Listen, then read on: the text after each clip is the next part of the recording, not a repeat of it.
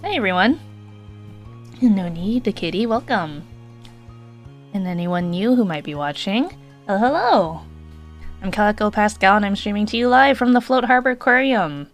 Welcome. Sorry if my voice still sounds kind of, shot. Still trying to shake off that sick. But it's good to see you guys. Hello.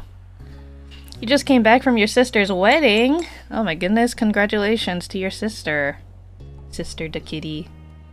I hope you're having a lot of fun.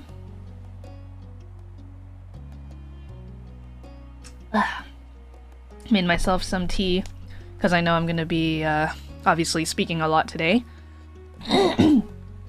But, so I looked it up because I thought that, I don't know why, I guess just because from the implication of the official art, I was like, oh, there's only 3 steps, right? For our life. I think we're gonna finish it. I think we're finally at the end. And then I found out there's actually more after this, so we might not even finish the game today, which I thought we would, but I mean, you know, I'm not complaining. I really like our life, so if there's still more even beyond this, then well, we'll have more to look forward to. Bro Kitty didn't come. Oh no. You did? Oh man. It's been a long time. I probably forgot. I'm sorry. Hello. I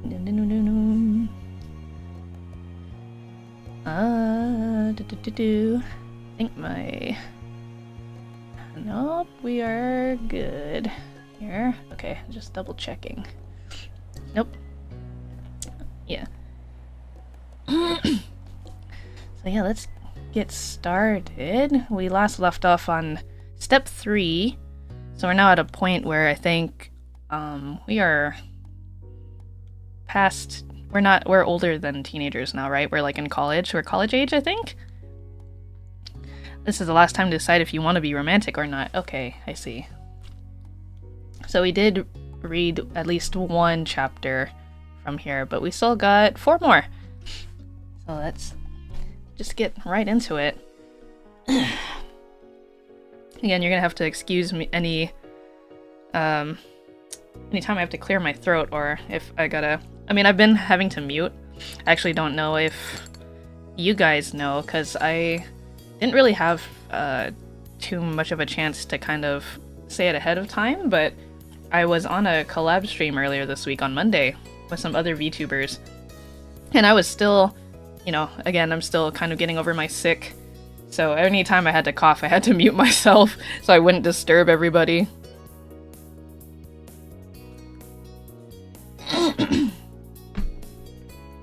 Well, let's see. Maybe I should scoot myself over a little bit too, so I'm not totally in the way of the text. Where am I? Let's see. Oh my god, I'm blind. Oh, there I am. I'll scooch myself just a little bit. There we go. Ooh, you're gonna cosplay? How exciting. I hope you have fun. I haven't cosplayed in a long time. Should do it again. I liked getting to put together like costumes like that. From the moment you woke up, you knew that today was going to be busier than usual. There was a list of errands that needed to be finished before the day was done. Let me scooch the mic a little bit closer. There you go. And get comfy. I hope you're all comfy. And why am I... Let me turn my camera a little bit more to face me.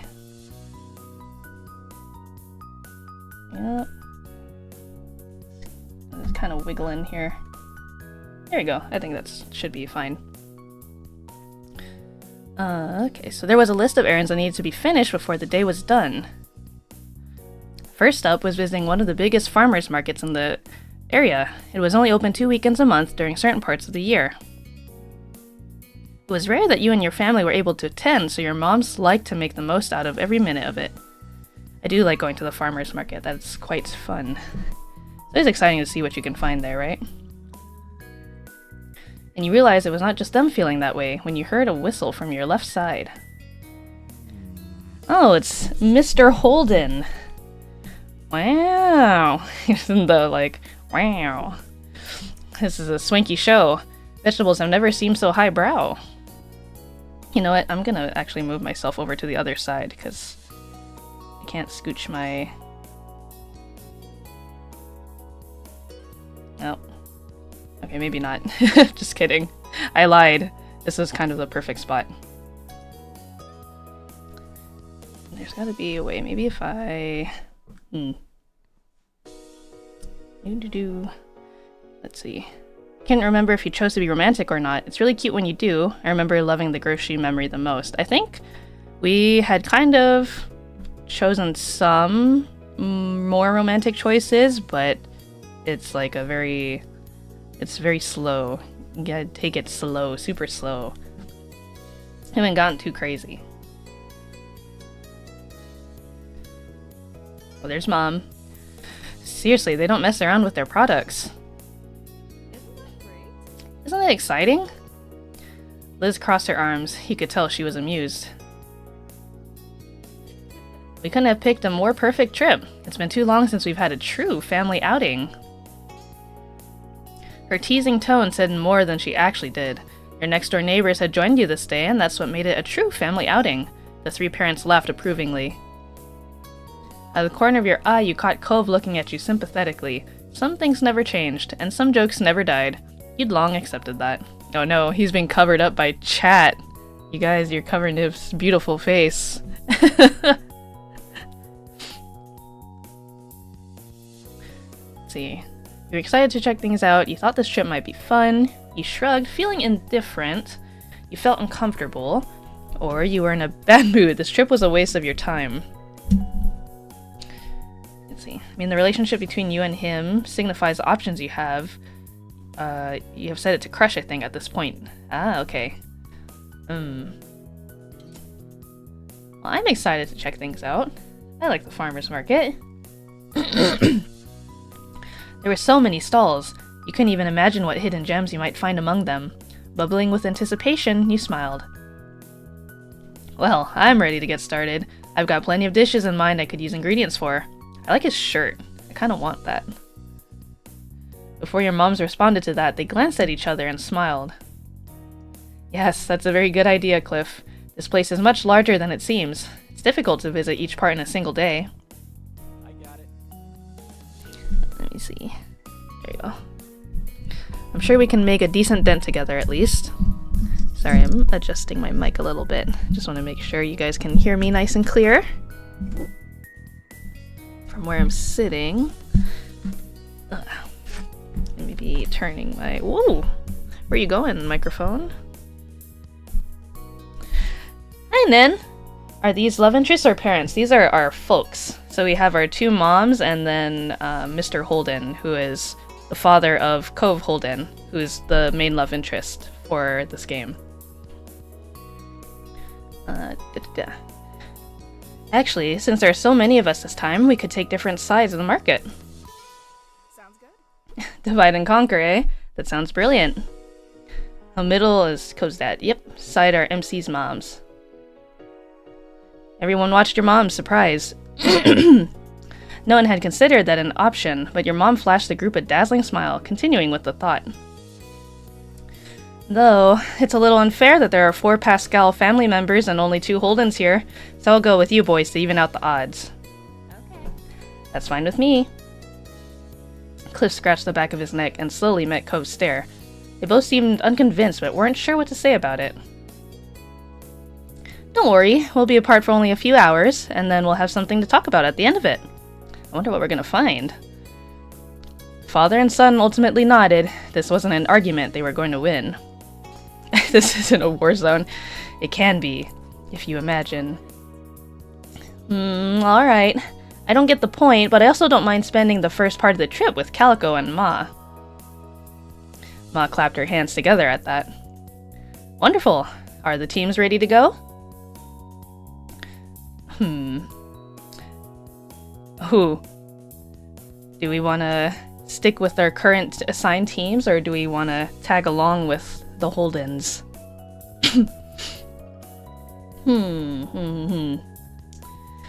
Feel feel like it'd be more fun with the Holdens, though. I feel like they'd have some interesting things to say about what the farmers market's got to offer. By the way, Nen, at this current point in time in the story, we are, I think, about college age, or almost college age, I think. It's been a while since we last came and played our life, so this is also kind of a refresher for myself as well. Yeah, we clinging together. You're checking the wiki. You looked from your mom to your ma, hopeful that you'd at least get to explore the market with Cove. You perked up at the suggestion, but then you saw Ma was pouting at your request to leave her group. Oh no, she's mad. Oh no, she's gonna drag us with her. Sorry, no can do this time, kiddo. Seeing that neither parent was budging, you slumped your shoulders. We won't be split up too long though, right? Ma hooked an arm around you in a little side hug. You grinned. Thank you. Yes, thank you, Calico. Taking the lead, Mom walked over towards Cove and Cliff, who were still eyeing her confusedly. Let's go. Come on, boys, we're heading out. Sure. Okay. Cove looked at you softly and found himself pulled forward, stopping in front of you. His expression flickered for a moment, hesitant. Bye. Goodbye, Cove. Oh yeah, hopefully that's loud enough. The voices are kind of soft. Let me see. Maybe I should make can I make the voices a little louder? Oh, I can. There you go. I'll make it a little bit louder. There we go. Hopefully that's not too loud. See ya! Suddenly he twitched slightly, his whole body getting stiff. He jerked his gaze back at your mom, and you realized that she had grabbed the hem of his shirt. She gave it a small tug before letting go. No, no, no. Time's a wasting, Cove, and I've known you long enough to be aware that you're one to linger. If I don't stop you now, you'll only drag your feet on parting ways more. The two of you can survive one morning apart, probably. We have important shopping to do now. Cove gasped at what he felt was a truly obscene thing to say. I hope you get to see them tease out the crush like they did with me. It looks like we're already getting a taste of it right now. His face burned red, but that was ignored by him. He spoke with an unimpressed roll of the eyes. Seriously? You don't need to literally pull me away from Calico. I'm not that clingy. Hehehe. Or are you? Mom sniggered with a shake of her head. Cove's eyebrows raised over the reaction and he turned to Ma. She wouldn't meet his eyes as she whistled innocently. Liz smirked ear to ear, and Cove whipped his head toward his dad. Mr. Holden couldn't offer anything more than an apologetic shrug. It was only then that it dawned on Cove that everyone did think that he was that needy. Finally, he dared to face you with wide, pleading eyes. Oh no. Oh no, he's being bullied. They're bullying him.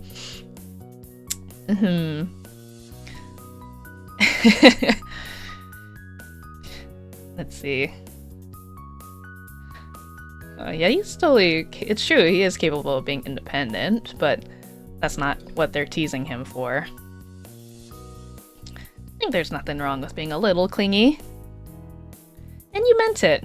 You very much enjoyed Cove's company and his affectionate nature, but that wasn't exactly a denial of what he was being accused of. Mom's smile grew. Cove couldn't believe that he was being completely outnumbered. His mouth twisted as he struggled to come up with something to say in his defense. Yeah. Well. So what? That admission had Liz, your mom's, and his dad bursting into laughter. Yo, look at him. Cove grimaced and walked several steps from the group before stopping. He clearly wanted to move on, so much that he was physically moving away. He smiled softly and waved goodbye. When he noticed, Cove's mouth pulled into a bent smile of his own and he seemed to feel better a bit. See you later. See you in a few hours. Take care of yourselves. At that, Mom picked a direction and set out into the market with Mr. Holden and Cove falling behind her. Grinning, Ma sent them off with a big wave. Liz gave a daintier goodbye wave herself.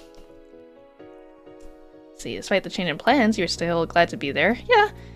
You felt like the change in plans was a good idea. You felt unsure about it. You'd been happy, but now you were annoyed. That definitely put a damper on your good mood. I mean, we're gonna re-meet soon, right? Nothing wrong. It wasn't what you'd imagined, but that didn't matter. There was a whole market to explore, and you couldn't wait to find some good stuff. Whoop. When they were gone, Ma cheerily turned towards you and Liz. She put her hands on her hips. Do you think there'll be any nice ginger around here? We'll have to find out. There's something nice you can do for Coven this memory. I think you'll like that I did. I actually did just, that thought did pass my mind. I was thinking like, oh, I wonder if we're gonna have an opportunity to buy something for him. A little gift? A little secret gift? You nodded in agreement, keen to truly get the trip going. Ma led you both into the busy market. Some time passed browsing. There were only a few stalls you stopped at. You had fun chatting and laughing, pointing out various things to Ma and Liz, and vice versa. Yeah, some family time. At one point, Ma stopped suddenly. She put a hand on her belly and gave a half-hearted smile. I think I should have used the bathroom before we left home, like the two of you responsibly did. Just need to pee? Yes. Yes, Liz. I'll have to visit the ladies' room now. Should we wait here? Or should Liz and I go on without you? Or should we all go with you? I think Ma can handle herself. Ma craned forward as she struggled to pinpoint the direction she needed to go. She gently brushed your comment away. There's no need to worry about me for this, or waste time standing around. Keep on shopping. Though, actually, I might need help finding my way. Can you please come, Lizzie? Look at her, she's like, no, why me? You and your sister had to share a look over that. Why do that of all things? Hey. Ma, if anyone should go anywhere on their own, shouldn't it be you? You're the one needing a detour and you're the parent here. Ma giggled, unfazed by the resistance. Liz, meanwhile, tipped the brow of her hat up, watching Ma skeptically. Soon enough, Calico will have to handle doing these kinds of errands on their own. This makes good practice. Yeah, she's not that old. What? Ma hooked an arm around Liz and pulled her along. Have fun. Have fun. We'll find each other again later. How long of a bathroom break is this gonna be? Excuse me? Oh no. Oh, they ditched me. Dumbstruck, he gave a small wave as they waded into the crowd. They were out of sight within moments, and what started as a group outing rapidly became you, entirely on your own. You were overwhelmed? You thought, screw them. Oh no, but they're just going to the bathroom. You were done with this whole trip. You felt great being left on your own, or you thought Ma was being ridiculous, but you didn't really mind. Or you didn't know what to think. Well, nothing wrong with being alone. Some alone time's good too. Ma thoroughly surprised you with this, but it was freeing. This was as good as a time as any to do things at your own pace. Walked off on your own, you found a place to sit where you left, or you texted Cove to meet up. I guess we technically could just search for him, and then we won't be all alone. Or we could just keep going on our own. I kind of want to go in this direction because I'm thinking we'll find something for him. Versus if we're with him and we spot something, can't really be sneaky about it, right? And like, how big is this farmer's market? Like, aren't the chances of us running into each other pretty high? You really like Liz's development. From a bossy but well-intended kid, Lizzie butting heads with the quiet kid. Yeah, I like it too. I mean, you know, kids are kids, and they go through phases, as we all do. Resigned to your fate, you picked up where you left off browsing the stalls. One hooked your attention. Ooh, fudge? While most stalls were selling various garden-grown foods, this one had an array of homemade fudge. Ah, I knew it. I saw the maple walnut and I was like, that is fudge for sure. There were even vegan versions of every option. Like there's key lime, toffee, chocolate white peppermint, maple walnut, red velvet, dark chocolate mint. Oh, that sounds really good. Milk chocolate, dark chocolate, white chocolate, cookies and cream, caramel, and chocolate peanut butter. You know, key lime fudge actually probably would be really good too. The teen trying to prove herself and refusing to go by Lizzie and then being okay with being chill and going by Liz and is cool with Cove. Yeah. I'm glad we have a good sibling relationship. You got closer to the stall, but soon your gaze drifted elsewhere. What else is there? Is there more? I don't know, I want that. Either the key lime or the dark chocolate mint. You sidestepped past a few other people and got yourself right in front of the counter for a better look. There was a wide spread, dozens and dozens of delicately cut squares of decadence. Yum yum. The owner smiled and approached you to explain their shop. The fudge seller. The fudge is sold in boxes of 4 pieces. They either can be all the same, all different, or any mix you like. Are you looking to buy any today? Ooh, you didn't want to get any. You wanted to get yourself a box. You wanted to get a box to share with everyone. Or you wanted to get a box just for Cove. Ooh.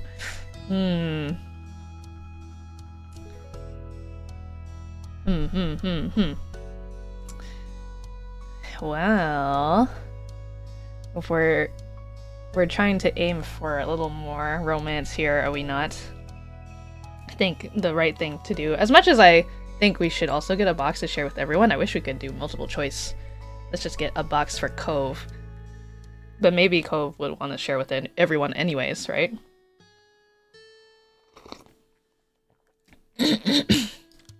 Today's tea is chamomile, by the way. I really need to like look into some other decaf teas to vary it up a bit. But chamomile is like a nice, good, basic decaf tea. Looking at the treats made you think of Cove. You grinned, hoping he liked what you picked out. Oh, so we can get more. Yay! Let's get a box for everybody too. The whole selection was too good not to share. And that was it. Yeah, I could use some fudge.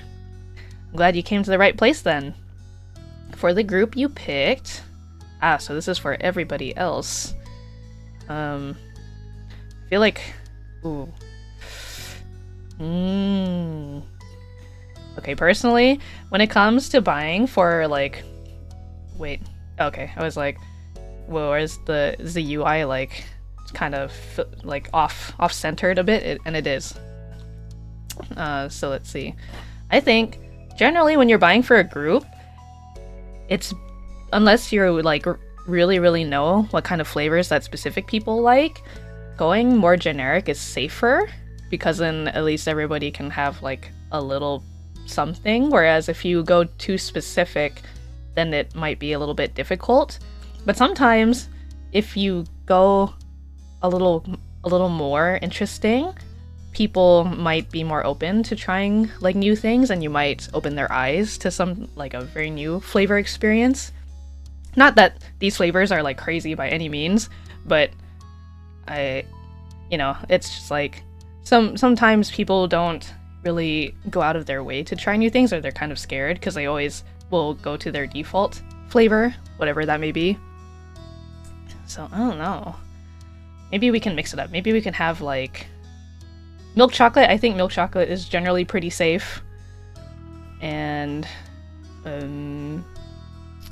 think cookies and cream is also a pretty safe one.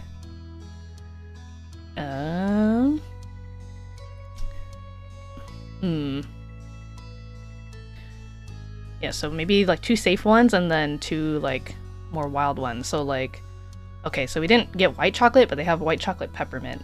Let's do that. And then,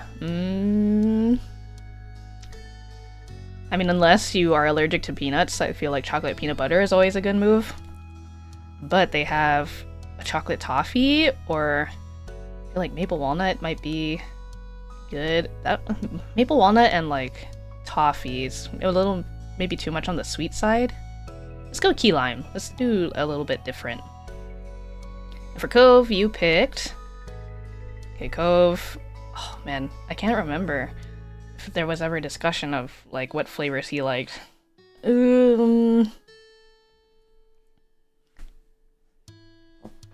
I kind of want to...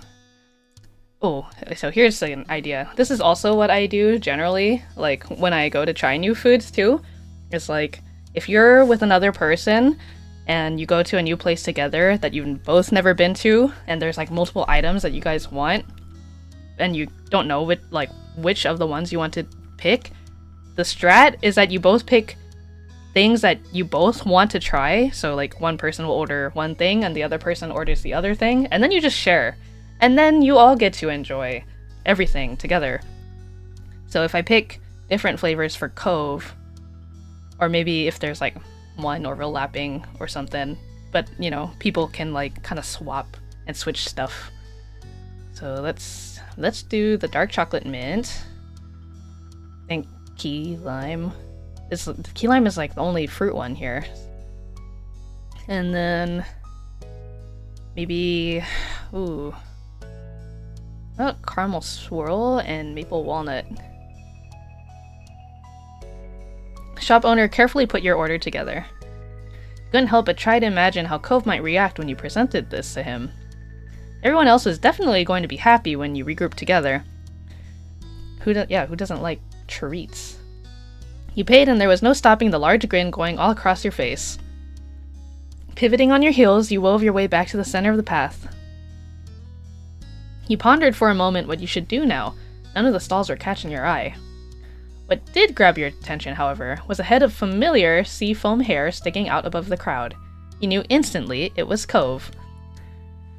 Cove likes fruity and nut things. So well then, does that mean I must have gotten the right things then, right? Well, there's strawberry shortcake tea. That sounds really good. Is it like kind of like does it have like a kind of a vanilla-y strawberry taste?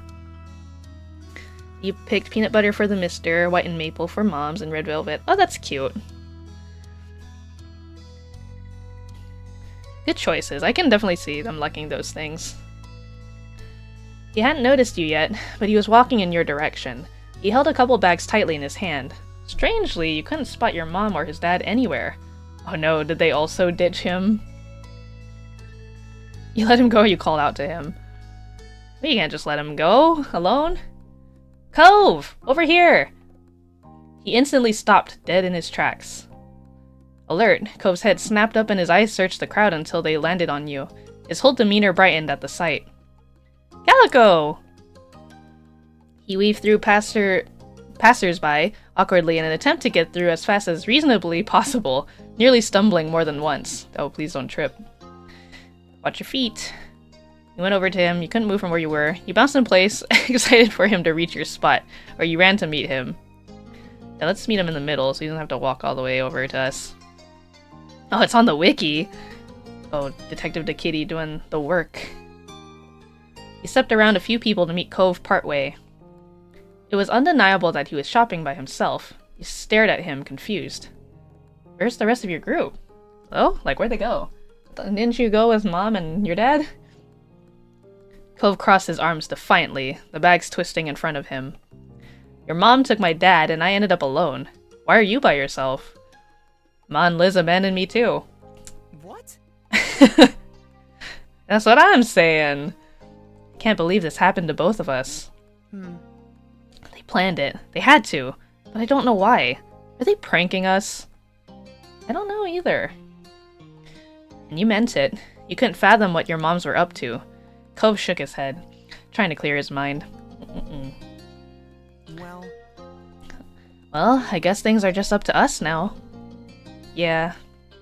So, the gaze wandered off as if one of your parents might simply appear if he kept checking, and you could tell he was still processing the situation. He scratched the back of his head, looking sheepish. Do you want to forget about whatever is happening and go shopping together? Definitely, you shrugged. Happily, you nodded. I'm not sure. Let's hang out. It felt good knowing you were going to have company for the rest of the trip. Cove seemed to be thinking the same thing because his body seemed to relax then. Cove's grin twisted into a conspiratorial one. You both knew that you were going against whatever had really been planned for this outing, but luckily, neither of you cared one bit at this point. There's strawberry shortcake tea and strawberry cheesecake teas. Apparently it actually tastes like cake. Ooh. I'll have to look into that. I actually think I might know what you're talking about. I think I got an Instagram ad for that. So, where to first? I don't mind going back the way I came if it's new to you. It's not hard to miss stuff even if I've gone past it. What have you gotten? Yeah, let me see. What loot, what goodies you got, Cove? Show me. Cove shuffled his bags around and started pulling them open so you could peek inside each one. You recognized the array of things he picked up around the market. Oh, I mostly got typical things I can use pretty easily so far. Nothing super exciting. There were a few cucumbers, some lemons, and sweet potatoes, among other things that were wrapped up so you couldn't discern what they were. Oh, secrets? You got some secrets in there? What Cove bought made sense, but it was far from a complete selection. You glanced around at the nearby stalls. Want to start over there? Cove followed your eyes. You pointed at one of the larger stalls. It was filled with several kinds of staple fruits and vegetables. Come on. Yeah, let's go! Once a few people finished paying and moved, you and Cove got yourselves directly in front of the shop. There were so many things to pick from. Ooh, what kind of things? Wow, that's a lot! Well, he already got... It was cucumbers and sweet potatoes and lemons? So maybe regular potatoes? Ooh, I like peaches. Some onions would be good. Peppers? Oh, dude. Fresh picked peppers? Always really good. Strawberries? Also very good. Peaches, strawberries. Onion.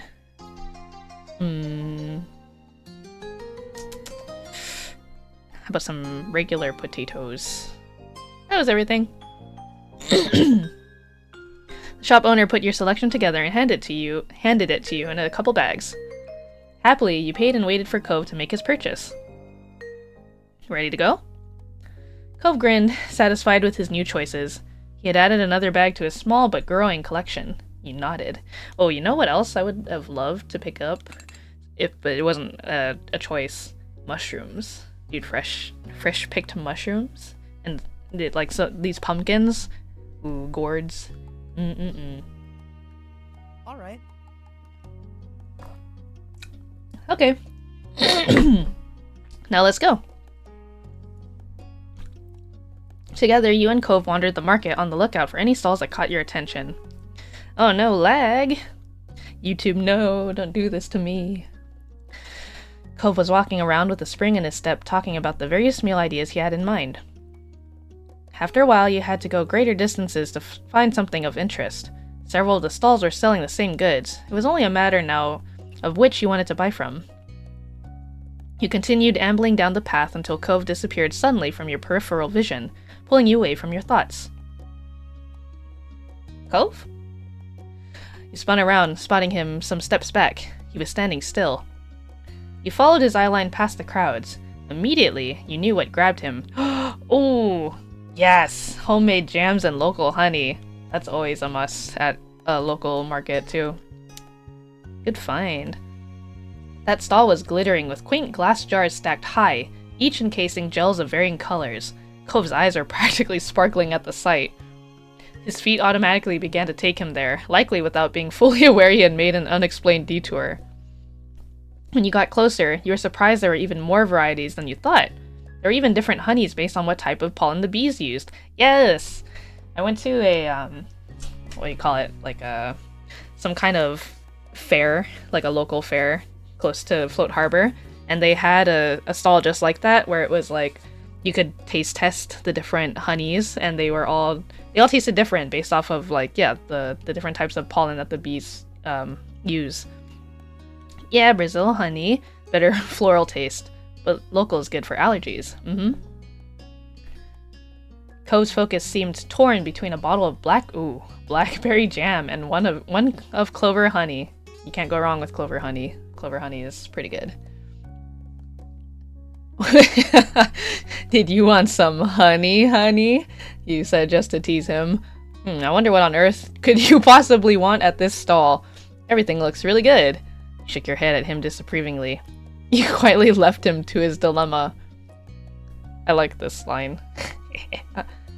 Clover honey is mid, but it's a good staple. It's good when you need a honey. Dumbfounded, Cove nodded in response. His face was burning red. You grinned, way too pleased with your own joke. You thought things over for yourself, too. Ooh, oh, orange blossom honey. Spring wildflower honey. Oh, honey butter! Let's go. Strawberry jam, raspberry jam, rhubarb, plum, blueberry, apricot, blackberry. Yum, yum, yum, yum, yum. Okay, so he's only looking at it, right? So we should get the 2 things that he wants. Plus our own. Blackberry. What's this? Orange blossom honey and honey butter. I don't know how I have all the money for this, but that doesn't matter. We're grabbing everything. I like apricot. Raspberry and strawberry jam is good too. Okay, I mean that's good enough. He paid, and the shop owner started putting together your order. They carefully packed it in a couple bags with paper. Thank you very much! Amused, he watched Cove give in and just buy both the clover honey and the blackberry jam. He also went all in, getting spring wildflower honey and plum jam too. The shop owner thoughtfully wrapped each in brown paper to protect them before putting them away in a bag. He handed the purchase to Cove. Thank you. Hehe. Will stepped away from the stall. Cove didn't fail to notice the look you'd been giving him since he agonized over his toast toppers. Hey, this doesn't go bad for a long time, so why not stock up? I could have chosen one if I wanted to. Me, a menace in this economy? Oh no. Sure, and I get it. Why do you think I got so many too? Good then. As he began to stroll, Cove looked up at the sky. He smiled. It was sort of unexpected, considering all of this was technically an errand, and unexpected changes often upset him. But he was happy, and Cove liked doing this kind of normal thing. It's very, domestic for sure. And you could tell that Cove especially enjoyed doing these kinds of things with you. Hehehe. He blushed thinking about how comfortable doing this with Cove felt. You were feeling the same as him. You were just feeling down about how the trip turned out. Or, oh no, Cove's pleased attitude annoyed you. Nah, I'm having a good time. You weren't going to let what happened put a damper on this outing. Literally taking the words out of my mouth. We're so domestic. I kind of wonder what the others are doing right now. You remain silent. Now I'm curious where they went. You didn't blame him for not really knowing how to answer. You weren't sure yourself what was going to happen when y'all regrouped later either. It wasn't something you were that worried about. Later, when you spotted a less crowded area, you took a break from browsing. You're broke from my honey expenses. That's true. I only have sand in my wallet. But I'm rich in the honey department. I got my honey right here. His name is Cove Holden. Cove started rummaging through one of his bags, just to check on how his goods were doing. A smile grew on his face as he went on to the next. You chuckled, knowing that Cove wouldn't let anything go to waste. There wasn't a single doubt. He was gonna eat it all. You held a hand in front of your face as you squinted upwards. The sun had moved quite a bit. You'd been at the market for a good while now. Neither your feet nor your arms were sore right now, and Cove looked to be doing fine too, but that was something that could be coming. There was a price to pay for this much shopping, and it wasn't always just in money. Whoa! Piggyback time? Can you carry my things? Want me to carry your bags? On a piggyback ride? You quietly enjoyed the break from walking. I think I'd be strong enough to give him a piggyback ride, plus the bags. Or should I carry his bags and he can walk? I want to pick him up. Cove gave you an odd look until he realized that you were completely serious. He burst into laughter. Come on. You might not have been as tall as he was, but you had strength. Very true. His chuckling died down, and you could tell Cove was somewhat considering your offer, but he shook his head. No. I've got all these bags and I don't really do piggyback rides. My dad was the only one I ever got them from. I can do it, Cove, and I want to. Give it a try. Well, He twisted in place uncomfortably while you continued to stand firm, and then he relented. You always made him carry you. Alright, we can try. A grin broke out on your face. Somehow, what was meant to be a favor for him had ended up like he was going to the trouble for you, but you had still won this round. Yeah, let me pick you up. Okay, up you go. You crouched down low for Cove to get on. Cautiously, he draped himself against your back and wrapped his arms around your neck. Sorry, you were covering his face, chat. He tried tucking his long legs in as you slowly stood up a bit, while you worked on getting your hands around them to help hold, but it was awkward with all the bags. Still, you continued on. Oh my god. I'm a horse. His voice came out in a disbelieving squeak. Cove was still on while you were standing upright. You did it. His grip was so tight it was slightly uncomfortable, but there was no stopping the grin growing on your face. You knew he was going to have a fun time. And with that, you and Cove continued your trip through the market together. Ma and Mom had both texted you during the trip, though only to say that they hoped you found some good stuff and that they'd see you later. There were no answers on where they went or why.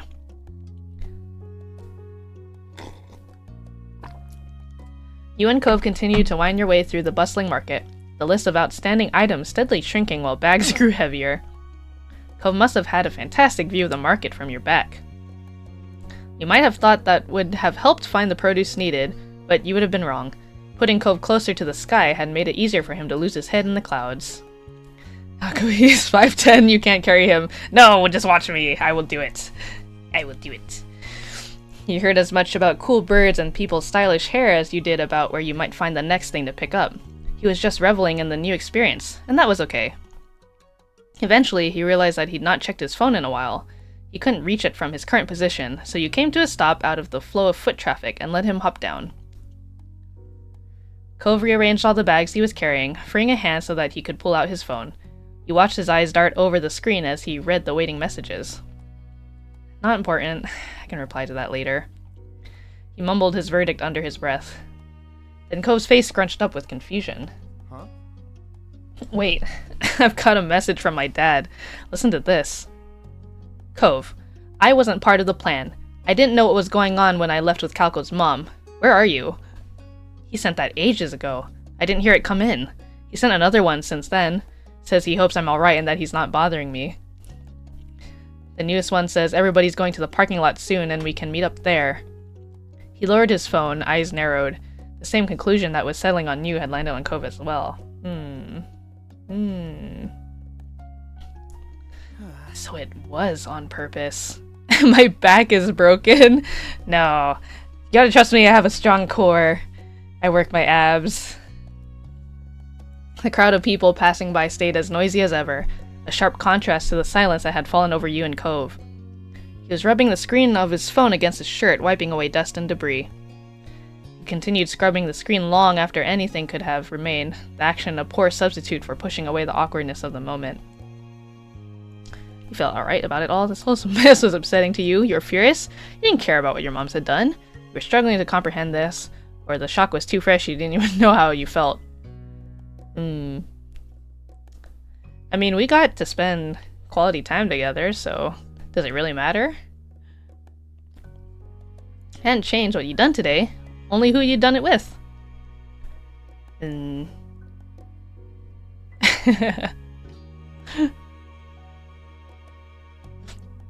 be really weird, huh? Are you alright? His voice was gentle. Yeah, really. That's good. Abandoning us without a warning wasn't really a cool idea, even if they meant well, which they probably did. He looked you straight in the eyes. Not making a big deal out of this is nice. I'm not exactly thrilled, personally, so if you do want to complain to me, you can. Yeah, I don't have anything to complain about. You can be kind of annoying? Oh no. Oh, I have nothing to complain about. The day went well. Nothing? Ever? I don't know. His mouth hung open, and then he laughed. No way. Come on. You've got to have plenty of stuff to complain about just from the stunts I pulled myself, let alone what's happened today. He cracked a grin at that. Despite yourself. He could certainly be a troublemaker when he wanted to be, but he could also be so kind. He's 6 foot Calico, go to the ER. No! Don't doubt my strength, I can do it. After a moment, he stepped away from you, face turned. Cove closed his eyes and took a deep breath. His brow creased, then furrowed deeper into a scowl, his arms tightly coiling together. So they did do something stupid. I knew it! His voice had taken on an exaggerated quality, but what truly distinguished it from Cove's typical speaking tone was the abundance of rage. This is such a chore. Parents are so dumb. Why do people have to go places with family members anyways? I hate them. You got it instantly. It had been years since the boy with the bowl cut had been in town for the summer, but Cove had never forgotten. To this day, he continued to unleash his impersonation whenever the moment felt right. Sometimes you wondered if the act had grown more exaggerated over the years, or if the kid really was always that ridiculous. He burst out laughing. Shook your head at Cove's silliness, or you played along, smiled quietly. Yeah, that kid is never gonna live that down, huh? Not ever. Cove gave you a lopsided smile, letting the joke rest for now. Come on, we should probably go meet up with the group. Yeah. You didn't dally any longer, slipping back into the crowd and making your way towards the entrance of the farmer's market. It didn't take long to reach the parking lot. Your parents, Mr. Holden and Liz, were already waiting there, and they waved at you both as you approached. Your own family seemed to be in pretty good moods, in contrast to Mr. Holden. He stared at Cove with open concern as you got closer. Hey, bud. Hey, Calico. How you doing? We'd be doing better if we hadn't been abandoned in a farmer's market by our families. You saw your mom's frowning at his response, Ma glancing from Cove to Mom with blinking eyes. Just because Calico is really laid back doesn't mean you can just leave them out of your plans and expect them to go with it every time. Ma hung her head, ashamed, and Mom had a hand pressed to her cheek. You could tell that they were quickly regretting their scheme. I'm so sorry. I'm so sorry, Calico. Her words were full of emotion. Mom squeezed Ma's arm.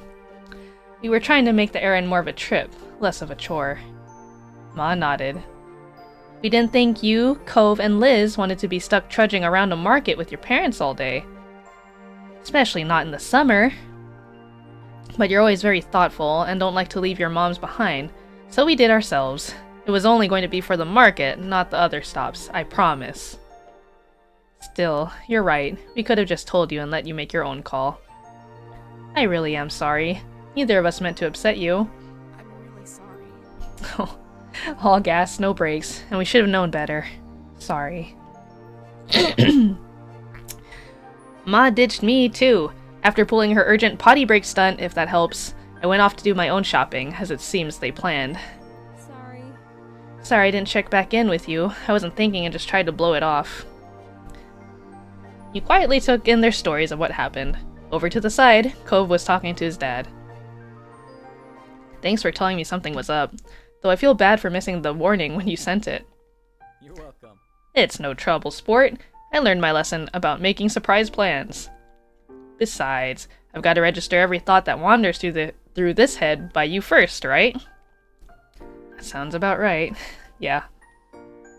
Cove smiled at his dad. Mr. Holden, laughing, clapped Cove on the back. Not bad. Wow, we're really being outplayed today. You realized you hadn't been the only onlookers to the Holden's moment. Your moms were exchanging rueful looks.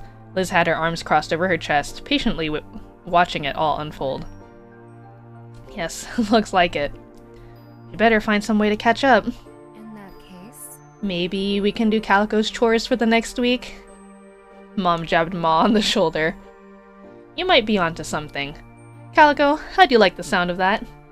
They looked at you hopefully. We can bargain, make it 2 weeks. You have to do more than that, or I'll think about it. You don't have to do anything. I was never mad. I mean, it's nice that they want to make it up to me, but, you know, I was never mad. That's wonderful. We'll still do better. Come on. And at the very least, we can make sure everyone stays together for the rest of the stops we're making today. You all nodded at this suggestion. Yes. We won't let you down. We'll be the best sheepdogs ever, guarding the flock and catching any strays. Funny. We could at least be shepherds. You chuckled, your mood lifting in spite of the bumpy morning. It was going to be all right. You turned to the entrance for the farmer's market for one final glance, pressing it into your memory under this new light. You thought on what you'd picked up at the market and how you were going to enjoy it later. Some things you could only get from local suppliers like this. That was another perk about coming along to the market today. Actually, you realized this would be a good time to bring out the fudge you got to share, while everyone was clustered together. Hey, wait, before we go, I've got something for everybody. Happy family groups who communicate clearly? In this day and age. The announcement grabbed everyone's interest and they looked over at you, each curious about what you had in store. You dug your hand into the bag and pulled out the specially selected treat.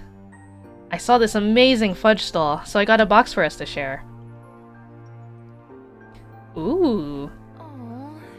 Oh, that's so sweet of you.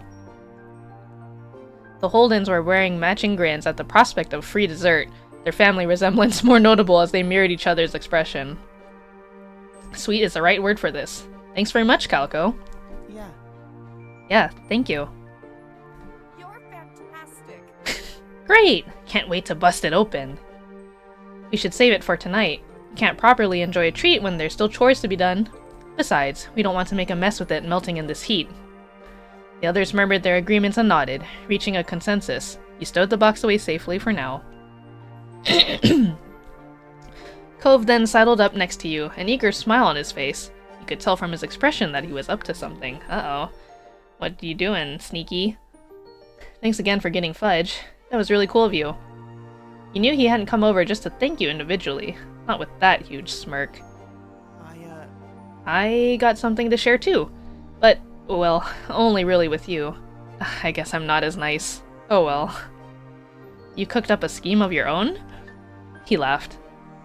Anyway, well, I sort of picked something out with you in mind. You held a hand to your chest, staring at Cove as he explained further. Since your moms decided we should shop separately, I figured I could use that time to get you something. Just as a little surprise. For me? Wow! He reached into one of his bags and retrieved one of the wrapped-up objects. You accepted the unexpected present, and he looked on excitedly as you tore off the paper. What is it? What is it? What is it? What is it? It was a glass bottle of a small batch lemonade. You didn't need to taste it to know that it would be nice. It was a boutique product. Fancy. It was heavy in your hands, the container and smart metal cap reaffirming the quality. Even the label, constructed from coarse paper rather than a flimsy sheet of plastic, was distinctive. You were practically bouncing in anticipation, and he smiled sweetly at your reaction. It's not a big deal, but I just thought you might like it. Aww. Yeah. He didn't have to do that.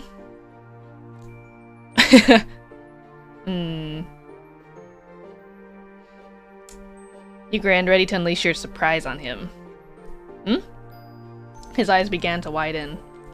I got something for you too, when you weren't around. There was a burst of laughter, first from your moms, followed by a chorus of chuckles from the other three. You'd forgotten that they were still hanging around. Oh, look away! Shield your eyes! Unfortunately, they hadn't paid you and Cove the same courtesy, and had been listening in on your conversation. You weren't even apart for a whole day! And you both still use that as a chance to get each other little gifts. Ma clasped her hands together, eyes bright. Good job. That's so lovely.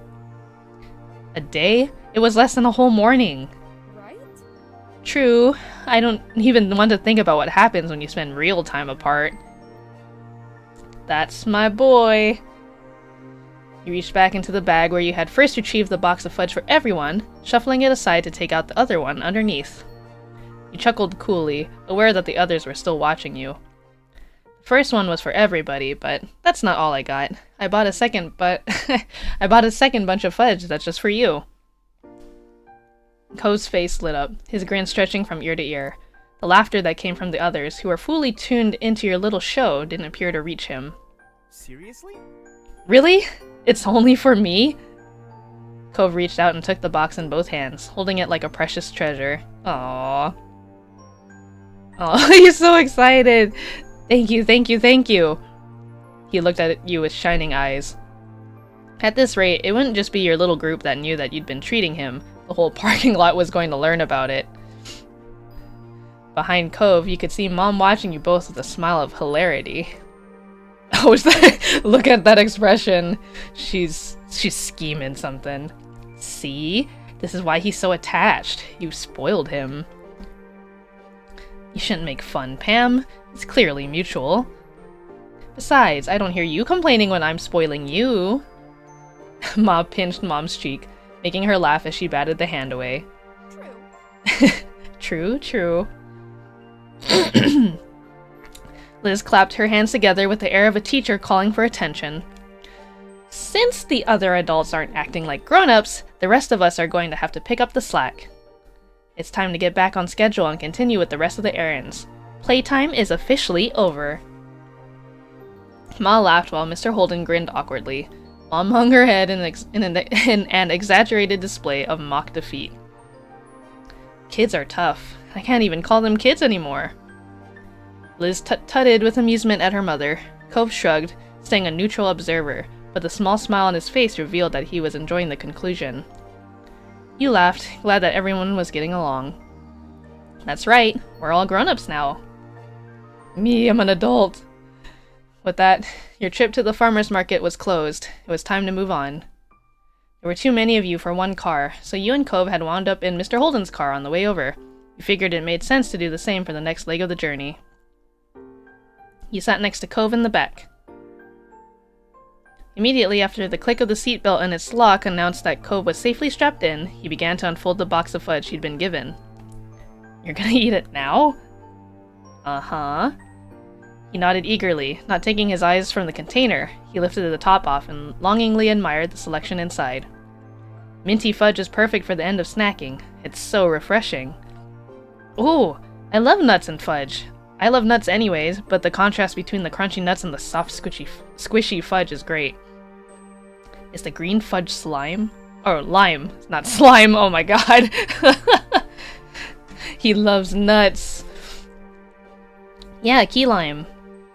That's amazing, because it's fudge, but also fruity somehow. They had one with caramel? Wow, it's gonna be so nice. Once Cove had finished bestowing praise on what you'd pick, he promptly started sampling the selection. He was smiling, licking his lips, and having a grand old time. You could also tell, from the way his nibbling was turning into munching, that the box wasn't going to survive the trip to the next stop. You were right. Cove had tried to savor the treats, claiming just one more, until there was only one left, and the statement was finally forced to be true. He finished the last one as well. He sighed contentedly. Thank you. Thanks again, Calico. Those were really great. You're welcome. He set the He set the picked clean box to the side, then rested his hands on his spoiled tummy. Cove wasn't going to be hungry for a while after that. Yeah, 4 pieces of fudge? My goodness. I guess it depends, like, how big they are, right? I've seen some fudge places that give you, like, a big honkin' size of fudge, and then I've seen, like, some more, like, gourmet, like, fancy fudge places that give you, like, a tiny little square. From there, he sat wordlessly, gaze drifting to the window. You knew Cove well enough to spot the signs of when he was physically present but mentally elsewhere. The way he would fall quiet, staring without seeing the long blinks, all of which he was doing right now as he looked at nothing in particular. He licked his fingers absent-mindedly, getting the last of the melted fudge off his hand. Let's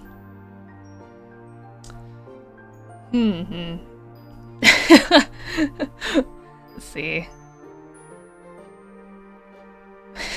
Yeah, you inhaled that. Is it too late to ask for a taste?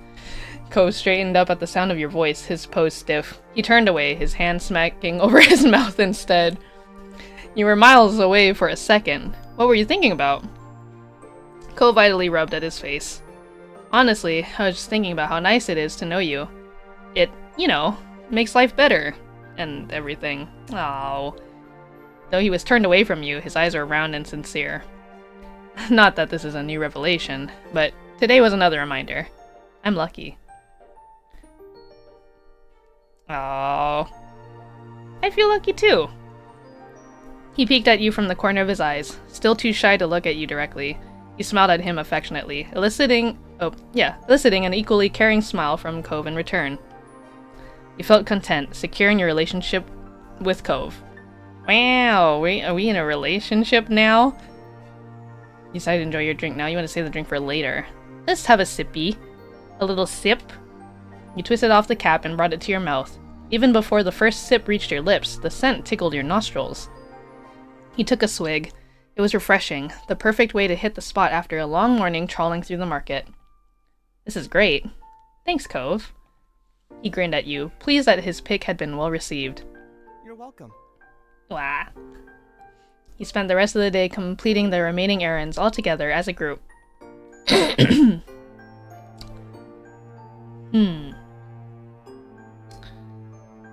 see.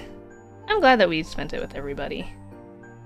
Ma had been true to her word and ensured that you spent the rest of the time with the Pascal family and the Holden family in one place. It had been a wonderful time, a lovely high note to end on. Wow! Ooh, talks? What are we talking about? What's the tea? So now it's another day. Noni, behave. He loves nuts. But to be fair, so do I. Another placid summer day was drifting by. Your daydreams were chasing each other, none sticking around long enough to become a firm plan. But you really didn't mind that right now. Tapping worked its way into those dreams. Focusing more, you realized it was coming from your window. A grin popped on your face as though it had been waiting all day for this moment. Heading to the window, you could see Cove outside. His habit of climbing this way really was a true Covism. He'd rather scale your house than wait the couple extra minutes for you to come down. You decided to give him a space, so you held a hand out to him. Let's help him in. He offered Cove a hand to help him. Once he was mostly inside, he took it to help steady the last bit of his entrance. Though, considering how many times he'd done this, he hardly needed the help. Hey. Hey, Calico. Hey to you. You think my mom should invest in some bigger windows? Cove laughed at that and took one last look at his exclusive entrance. He hummed with a teasing look on his face. It'd make my life easier, that's for sure. Cove's voice came out quietly, with a strangely pleased smile on his face. Did something happen? Cove opened his mouth to answer, only to have your phone ringing cut him off. You both turned to where it rested a little further up on your bed. It was still face down, so you couldn't tell who was calling. It's okay. Your attention shot back to Cove. He smiled at you awkwardly. Don't worry about it. Go check. It could be important. I'll wait. Thanks. You shuffled forward and scooped the little noisemaker into your hand. You flipped it over and checked the caller ID. It's Miranda. Oh, you should answer it. I want to say hi too. With a nod, you accepted the call and set it to speaker. Hi, Miranda. Hi. There was something off about her tone. Cove met your gaze, and you saw the same confusion in his expression. Uh-oh. What's going on? Heard from Terry. Have you heard from Terry at all? Or did you hear about her from Cove? Huh? No, she hasn't called me, but Cove is with me right now. Hey. Oh, hi, Cove. Is that what you were going to say? He shook his head no, before realizing that it wasn't a good enough answer when one person couldn't actually see it. No. No. Terry hasn't called me today either. Is something wrong? At that, Miranda couldn't hold herself together any longer. The muffled sobs from the other side of the line were unmistakable. Oh no! Terry doesn't like me anymore. If she ever did. What? That doesn't sound right. You're probably her best friend out of all of us. Yeah, well, why do you think that? She sniffled, and there was a pause as you could hear her shift the phone to her other hand. Terry was here the other night watching movies with me. We were up super late. She realized her parents probably went to bed so they couldn't pick her up. My mom and dad were definitely asleep then. Dad works early. I tried telling her it was okay to just spend the night and she could text her parents what happened, but Terry really didn't want to. You glance at Cove. He looked equally unsure as you about where this story was going. It didn't sound like a friendship-ending situation. I suggested things to make it easier if she was nervous, like she could sleep by herself in my room while I stayed somewhere else. Yeah? And I said we didn't have to sleep at all. We could have kept watching movies until one of our parents woke up. I wouldn't have minded. I know not everyone can do sleepovers, but Terry wouldn't even tell me what was really wrong or what I could do to help. I thought we could tell each other anything. I guess I was wrong. Did she stay in the end? No. No, we got too loud in the kitchen and my dad woke up. He offered to drive her home when he heard what was wrong. She texted me apologizing for my dad having to do that when he needed to rest, but that was it. She isn't talking to me anymore. You could hear every bit of the tears and heartbreak in Miranda's voice. This continued to be a shock for your neighbor, but Cove recovered and spoke gently. I'm really sorry. I mean... There's no way Terry wanted to make you feel this bad, or that she's just done with your friendship because of this. Miranda's sniffling continued. You hoped she had plenty of tissues handy.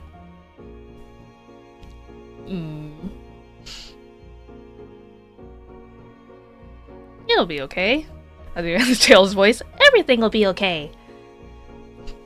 It had to be. You couldn't imagine any alternative.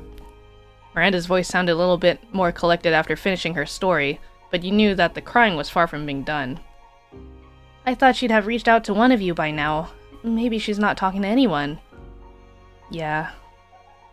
Sorry for bothering you and Cove about this. Hey, we're here for you. Right.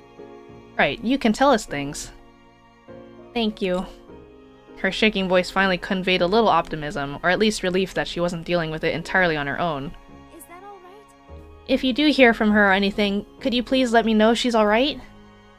Of course we can. Thanks. Let's talk later, okay? Bye. Bye. Bye-bye. It didn't really seem like an especially productive point to end the call, though you also weren't sure where to go from there. Looking to Cove, his face seemed as lost as yours. With no alternative, you hung up and put your phone back on your bed. Cove crossed his arms, a frown creasing his face. He began to pace the length of your room, clearly trying to put the pieces together in his head in a way that made sense. I'm a little worried, but I'm pretty confident that it'll work itself out.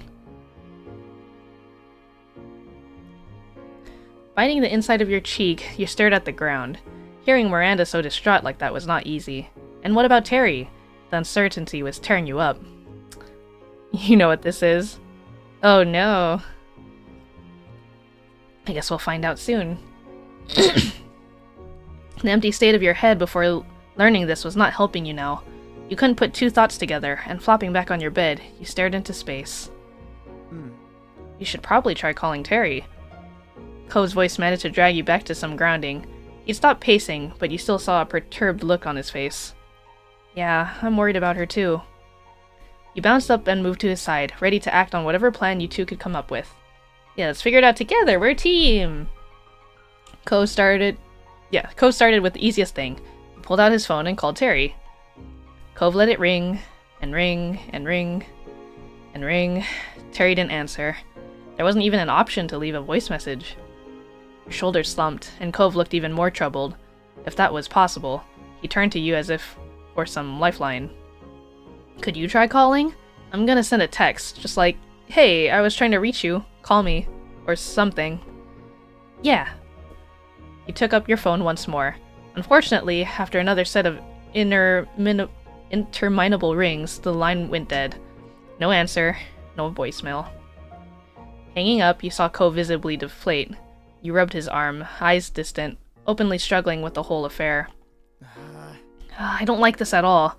They're fighting, we barely know anything, and we're supposed to just wait and see? Despite it only being a minute since he texted Terry, Cove checked his phone again.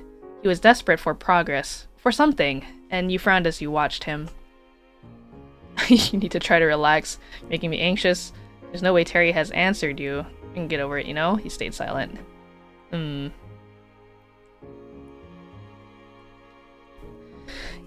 need to try to relax.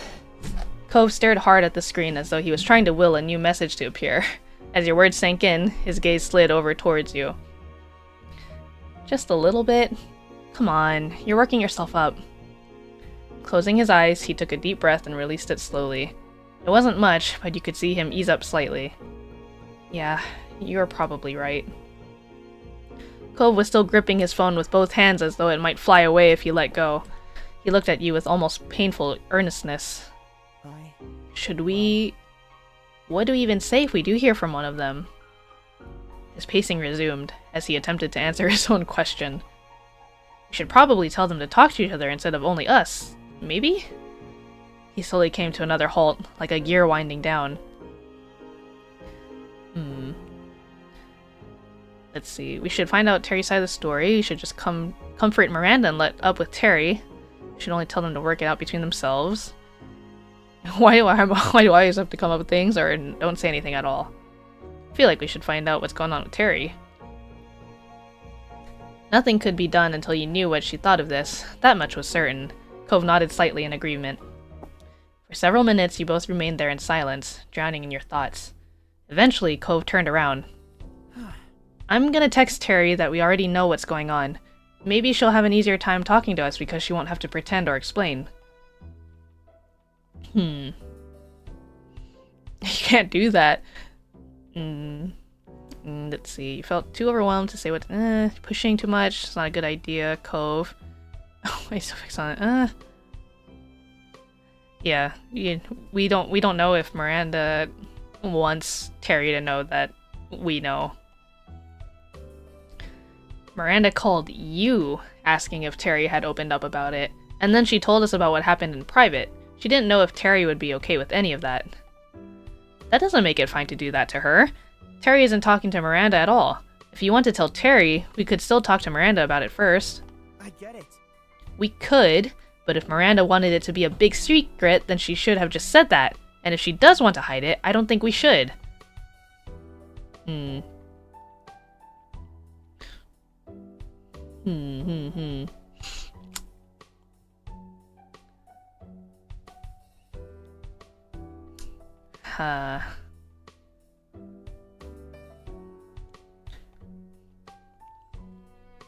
Being tense doesn't mean it's okay to act like this.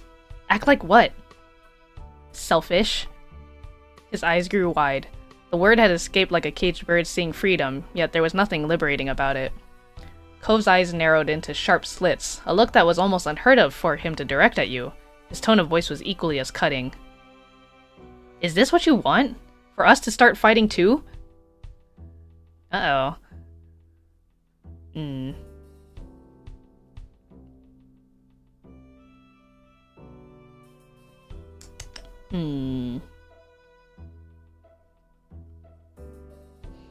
Come on, Cove, this is not worth it.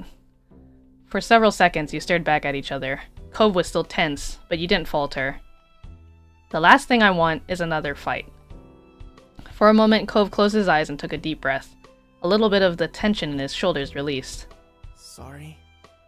Sorry for making things difficult. You offered him a small, reassuring smile.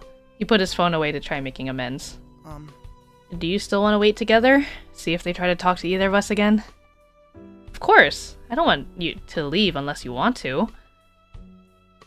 Silence stretched on in what felt like hours, but it likely wasn't that long before there was a knock at your bedroom door, and Mom peeked in. What's up, Mom? Just wanted to check in on you. Oh, Cove, when did you get here? When she saw you were there, she opened the door all the way.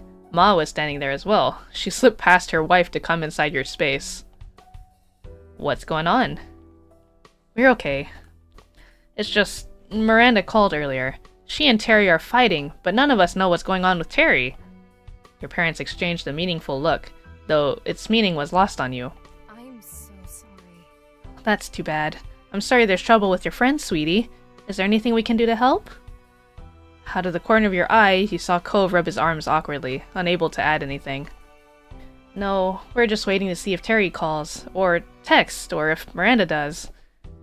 Well, we can at least help you take your mind off of things while you're waiting. Yeah. Another great idea, Lonnie. We can get the whole gang together for some quality time. Mom gave you a soft smile and added, "This'll be good, especially since it might help make up for what happened at the farmer's market." "Yes, it'll be wonderful. I'll go see what Liz is up to right now." Excited, she fluttered a few steps away and then stopped.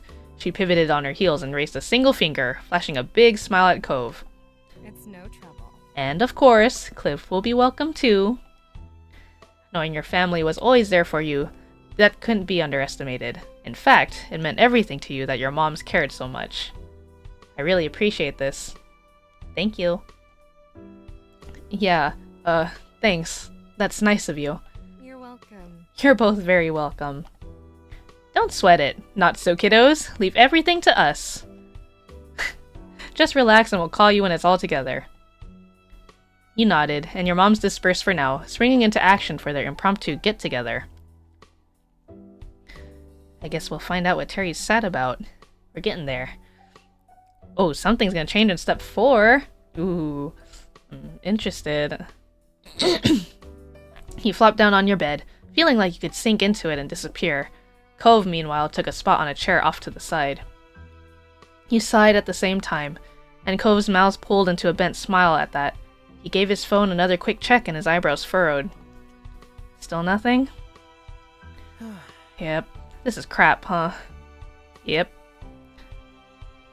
Cove chewed the inside of his cheek, as if to mimic the stress that was clearly eating away at him. Cove, what's wrong? What's really wrong? One disagreement doesn't make you act like this. That got a pointed pause in his movement.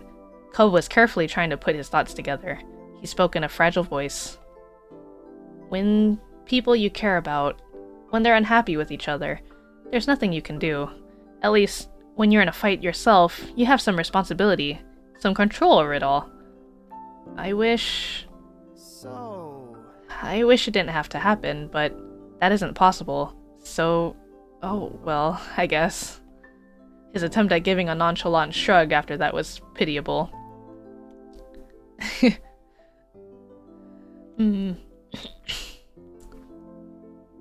True, but you're right that it can't be helped.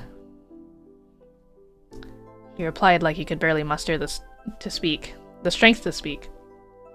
Well, we just have to focus on the things we can impact, or at least try. He turned to Cove, hoping your eyes conveyed the message you were feeling better than your words. His gentle nod told you that they did. There was a question you had to ask. Is it because of what happened with your parents? Cove ran a hand through his hair, a strained smile spreading across his lips. For him, this pain struck close to his heart. Just as quickly as it had come, his smile was gone, lost amidst his faraway gaze. Yeah, you got it. It's like my parents. Despite knowing him for so many years,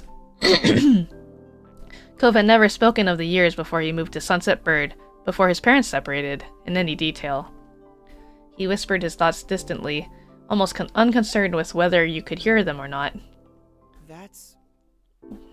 They used to fight all the time. I think they got along when I was a baby. I mean, they had to have wanted to be with each other at some point, but when I was old enough to remember anything, it was already bad. There was always something wrong, and I could never help. I just wanted them to be happy. You tried to imagine your moms breaking up, and the very idea scared you, but Cove had endured that for real. I'm sorry. Calico. Don't worry about it. It's okay.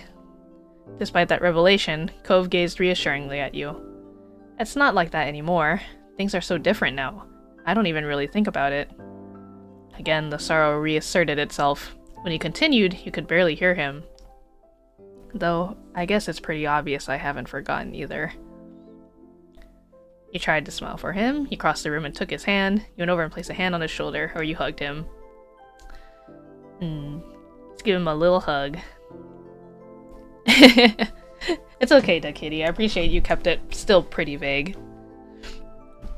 He crossed the room, picking up a little bit of speed, and Cove's eyes widened. He shot out of the chair and stood waiting for you with a nonplussed look. Oh, no, don't cry. When you collided into him, wrapping your arms around his middle and knocking the air out of his lungs, all mystery was gone. Cove squeaked. Oh. He returned the gesture lovingly, or longingly. Whoops. That's not the right word. Exhaling, you pressed your cheek into the warmth of his chest. The tension stuck inside you, released like a river flowing into the ocean that was Cove. The firmness of his hug told you Cove didn't plan on letting go anytime soon. You both needed the comfort and closeness for just a little bit longer. When he finally did, the two of you took a seat again, but this time side by side on your bed. Well... Today was a lot, huh? Yeah, it was. You leaned against him. Resting the side of your head onto his shoulder, you glanced up at his face. Cove watched you affectionately. In that gentle gaze, you finally felt like everything was going to be okay. No matter what happens, we can make it work. His mouth pulled into a bent smile at that. You chuckled, resting your head comfortably back on his shoulder. Me too. I think so too. And for a while you stayed like that. Comfortable quiet fell between you, and the sun fell with it. The warming calm ended when Cove gasped sharply. You spun, half expecting to find him nursing an injury, but instead found him staring straight ahead. What? Oh my god. I think my phone just vibrated. Check it out. Right. He patted his pockets, fumbling in his panic, and yanked the phone out. The force of the action nearly catapulted the device out of his grip entirely, but he caught it just in time. Now kiss. His eyes honed in on the screen. It's Terry! Oh, thank God. She says she's sorry. He looked back to you, his eyes wide as his nerves started to fray once more. What should I say? Yeah,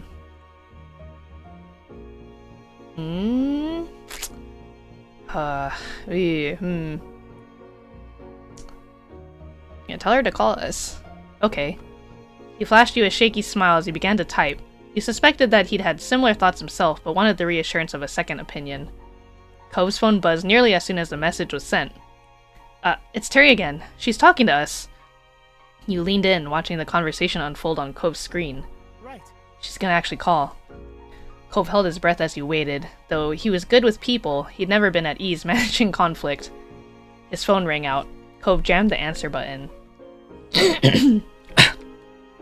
Excuse me. He switched the phone into speaker mode, allowing you to participate in the conversation. But despite his immediate reaction, his voice lacked the same resolve when he spoke. Hey. It was tentative, a white flag fluttering in the wind. Calico is here too. Hi. We've been worried about you. Hey. Hey, buddies. Terry's voice was barely recognizable without her usual quick patter and energy. Are you okay? Are things okay? I don't know. Probably not. Cove tensed, his free hand coiling into an anxious fist. Can you talk to us about what happened? You heard Terry sigh over the phone as she unburdened herself. Pretty much. I was at Randy's house. We decided to watch some movies she super liked that I've never ever seen before. Turns out there's a lot of those. We watched one, then another, and another. We were having so much fun. Each time one finished, she had another one to share with me. I didn't really think about it at the time. I only wanted to say yes to Randy and watch her movies. She spoke wistfully, but her words were full of affection. It was Randy, you know? I wasn't thinking about my schedule or what time it was. I get it. Then I finally saw the time, and oh no, it was way too late. I already knew I couldn't stay. She took a deep breath, her voice becoming softer when she resumed talking. I was so stressed out. I just couldn't deal with it. Miranda wanted to help. She kept coming up with ways to make it better and trying to figure out why I was so upset and stuff. I was trying to answer her questions, and there were so many, but I couldn't really answer all of them. I didn't even know why some of her ideas didn't work with me. It made my head ache. I still had the first problem and Randy there, trying to help, blasting all these questions and suggestions at me faster than I could even think. She gulped audibly, sniffling. I got frustrated and told her to just leave me alone. But then she wanted to talk about why I wanted that, and we started having a fight in the kitchen.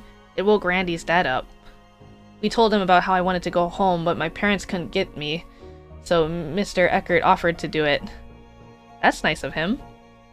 Terry groaned. I know! I accepted because I definitely couldn't stay then, not after throwing a racket and turning it into a big deal.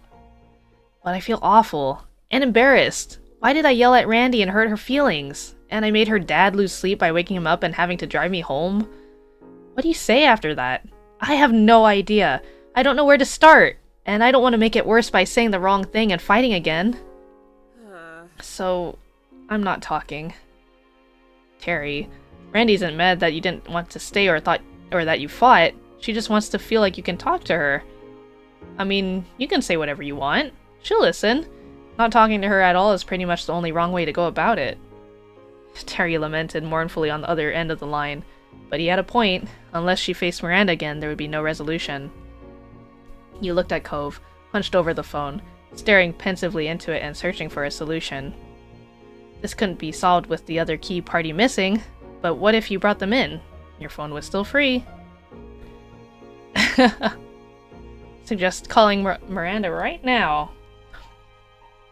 What if we called Miranda? That way you could talk to her, but wouldn't have to do it alone. Cove brightened up.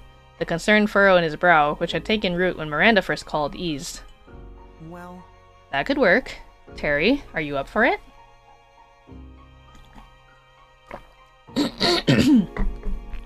She made a noise that wasn't a word, but nevertheless conveyed her hesitation and worry. But she brought it to a close with a decisive exhalation, as if pushing all negative thoughts from her body. Alright, I'll do it. Cove nodded. Now that you received approval from everyone, you pulled out your phone and called Miranda. You set it to speaker and waited for her to pick up. Luckily she did. Hi. Hi, Calico.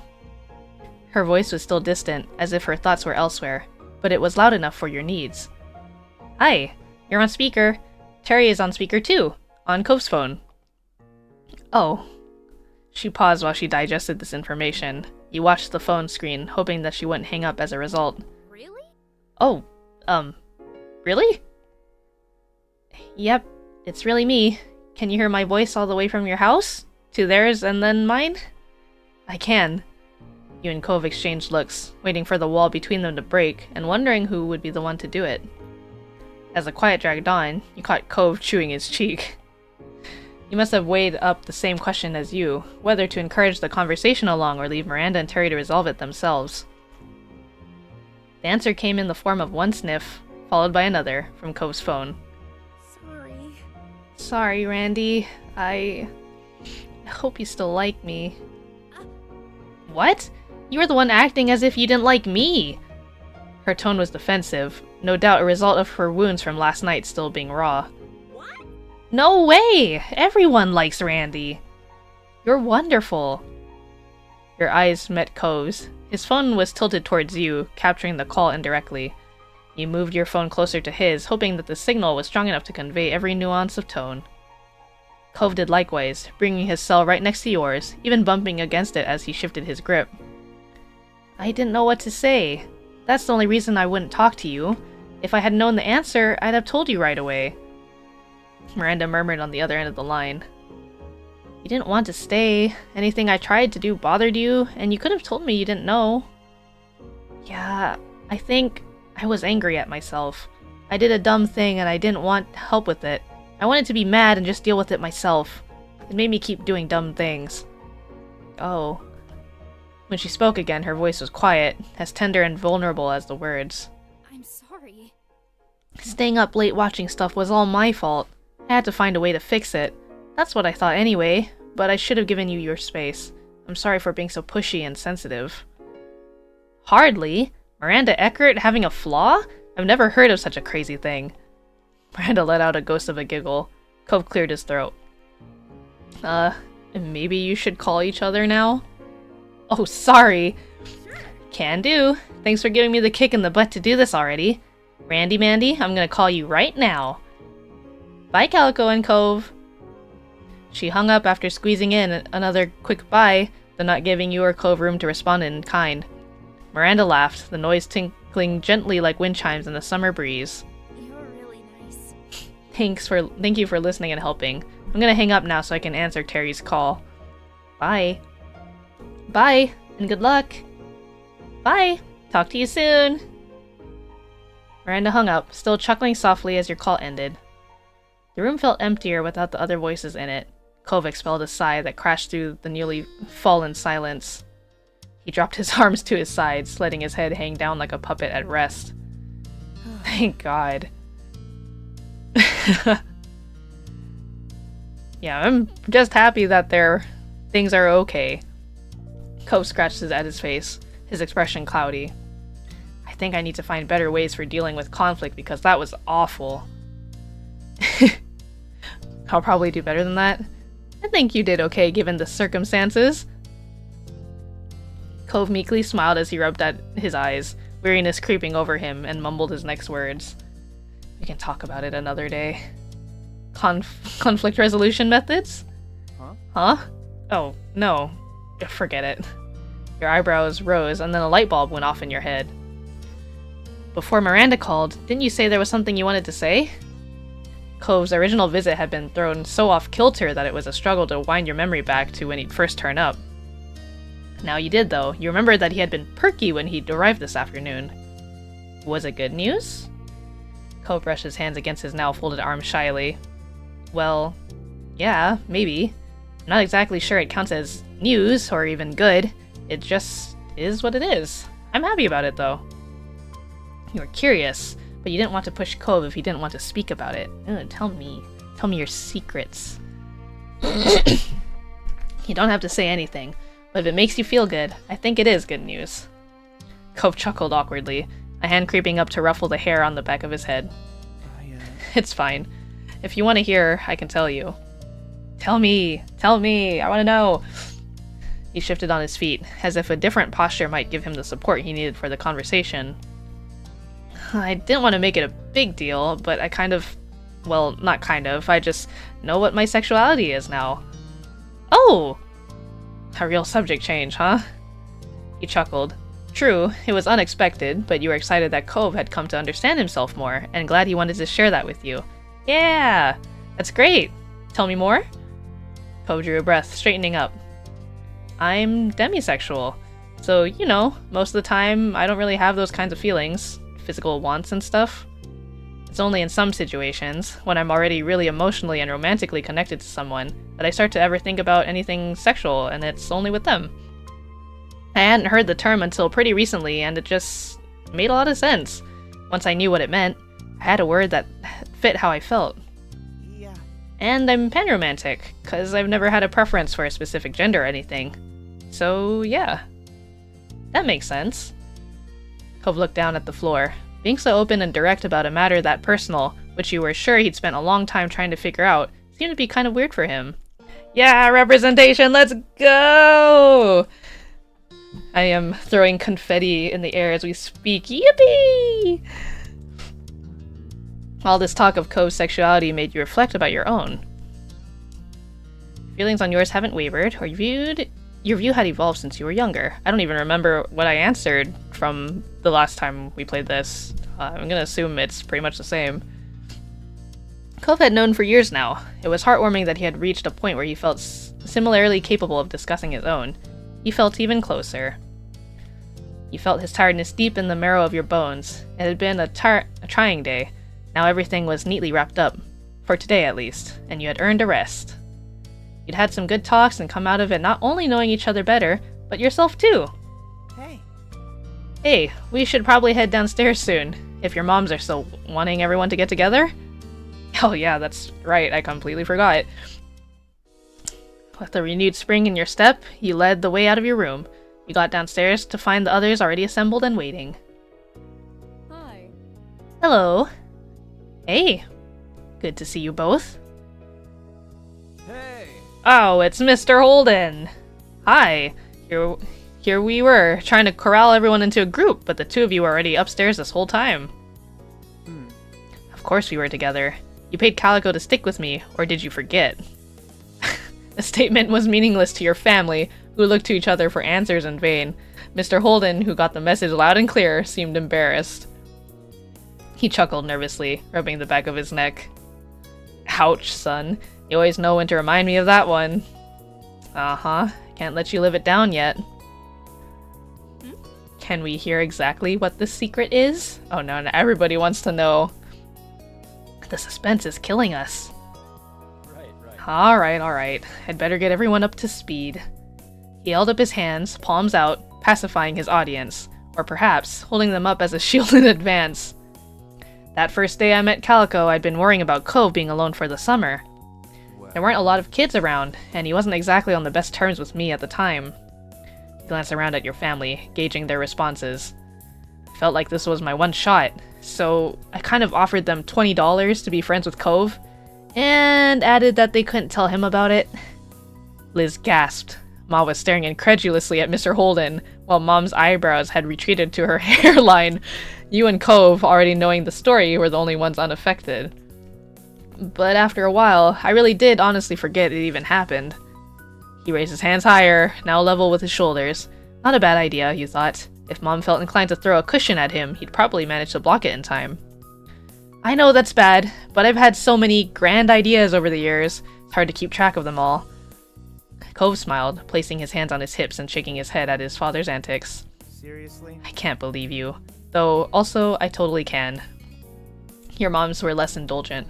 The shock had ebbed away to displeasure. Mom's foot was tapping rapidly as she frowned at the next-door neighbor, while Ma had her arms crossed over her chest and her lips pursed. I'm sorry, Calico, and I'm sorry to your parents, too. That was way out of bounds. Don't worry about it. Everything worked out. Your moms gave each other that look, where they seemed to communicate with eyes alone. Alright, well, that's that then, and it won't happen again. It definitely won't. Good. It was a little surprising that they were letting him off the hook, but on the other hand, it was a long time ago now, and you were sure your moms remembered those painful early days of Cove's arrival too. Mr. Holden wasn't a potential bad influence anymore, so a lecture would be pretty moot. Instead, your ma gave him a lenient smile. In that case, Now that it's settled, why don't we find something to do? Nods of agreements cascaded through the group in a couple of waves at the suggestion. Mr. Holden's shoulders slumped with the release of tension. He brought his hands down, tucking them away into his pockets. How about cards? There was a murmur of interest from the others.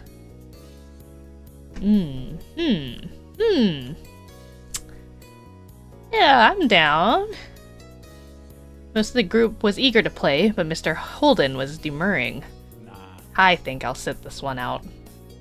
Where's the fun in that? Join in! We're not too angry with you. Yes, and I know there's a lot of people, but we can make it work. Mr. Holden shrunk into himself, embarrassed by their attention. Dad, you love playing cards. We do it at our house all the time. Dad? Mr. Holden broke the combined force of everyone's attention. Cove, you're an adult now. You deserve to know the truth. I used to throw the card game so you could win. I put up a good fight, but I always made sure to lose a lot more rounds than I won. He toyed with the end of his ponytail, clearly distressed at the second great secret he was revealing today. I know people want to be taken seriously and fake wins don't mean as much, but I couldn't help myself. It's so much better when everyone else got the chance to be victorious. Kyra knew and went along with it. Cove laughed in disbelief that this was the thing his dad stressed about hiding after the other stunts he pulled over the years. So what? Lots of parents do that. I hadn't guessed it, sure, though looking back it makes sense. That's right. What's the big deal, Cliff? You can finally take the kid gloves off and give them a run for their money. Maybe even actual money in your case. Mr. Holden smiled coyly, his gaze lowering. I'm not sure that's a good idea. why? And why not? He waved his hands expansively, the movements fluid and vague. It's just, actually, I am something of a card shark. I used to make lots of fast cash off games. Casual players don't have a shot unless it's a game of pure luck. Cove's jaw hung open, his wide eyes fixed on his father. Really? There was a touch of amazement, even admiration, nestled among the shock. The other members of the Pascal family exchanged looks, ranging from Liz's disbelief to Mom's intrigue, with Ma somewhere in the middle between the two. You can't simply make a claim like that and expect us to go along with it. Let's see you back it up, Shark Man. Mr. Holden gave her a crooked smile, his demureness quickly being replaced with the confidence of someone very skilled or very misguided. You sure about that? Definitely. We've got to see this so-called non-casual player in action. Well, I might be able, Though who knows, maybe I've gotten rusty. His coyness continued to rile the gang up, and he was getting a kick out of it now. Please? Come on. Please? Alright. Alright, I can dust off the old tricks. Great! Cove beamed at his father while Mom clapped Mr. Holden on the back. Liz darted off to get a deck of cards while the rest of you settled in for the game. Hands were dealt. Mr. Holden wasted no time proving his words true, wiping the floor with all of you. You played several rounds, even switching games, but none of you were a match for him. That was how the alliance came to be forged. The rest of you joined forces against Mr. Holden only, just to try increasing the odds of beating him. With your combined efforts, you pulled out a few victories, yet it was still a challenge. He was clearly a professional. If these were his skills now, rusty with disuse, you couldn't even imagine what a deadly opponent he had been in the past. Despite that, you still had fun. Working cooperatively actually fostered a sense of camaraderie with others. Mr. Holden didn't appear fazed by this strategy.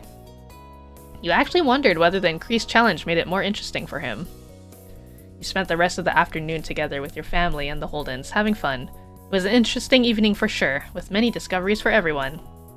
It was freeing, and yet simultaneously you felt more tied together than you had been before. Hey! Yeah, Bai and Pan are similar, but not in ways cis-hets would think. Pan is kind of like being bi, but without preferences. Actually, it was kind of nice to see Cove coming to terms with his identity. He's just like me for real! Oh my god, I want that shirt, Orca. It's so good. It's cute. And now we're at another chapter. At least I think we have... I should have looked. We had maybe 2 more left. Is that including this one? Cove pushed himself to his feet from where he had been bent down in the sand, stretching out his back and groaning softly. A tired breath slipped past his lips as he wiped his brow, looking out over the shore. Wow, we at the beach. It looks great. He stood beside him, joining in the surveying of the sand that almost seemed to sparkle beneath the midday sun. The two of you had been out on the beach since sunrise, cleaning up and down the beach looking for various debris, and the work had paid off. Using a hand to shield your eyes from blinding rays, you glanced across the way where the other volunteers from Orca were gathered. Oh, it's an organization. I think they might have introduced them before and I already forgot. They were easily recognizable by the high-vis vests they wore. Oh, high visibility vests. Duh. It looked as though everyone was about ready to wrap things up for the day. You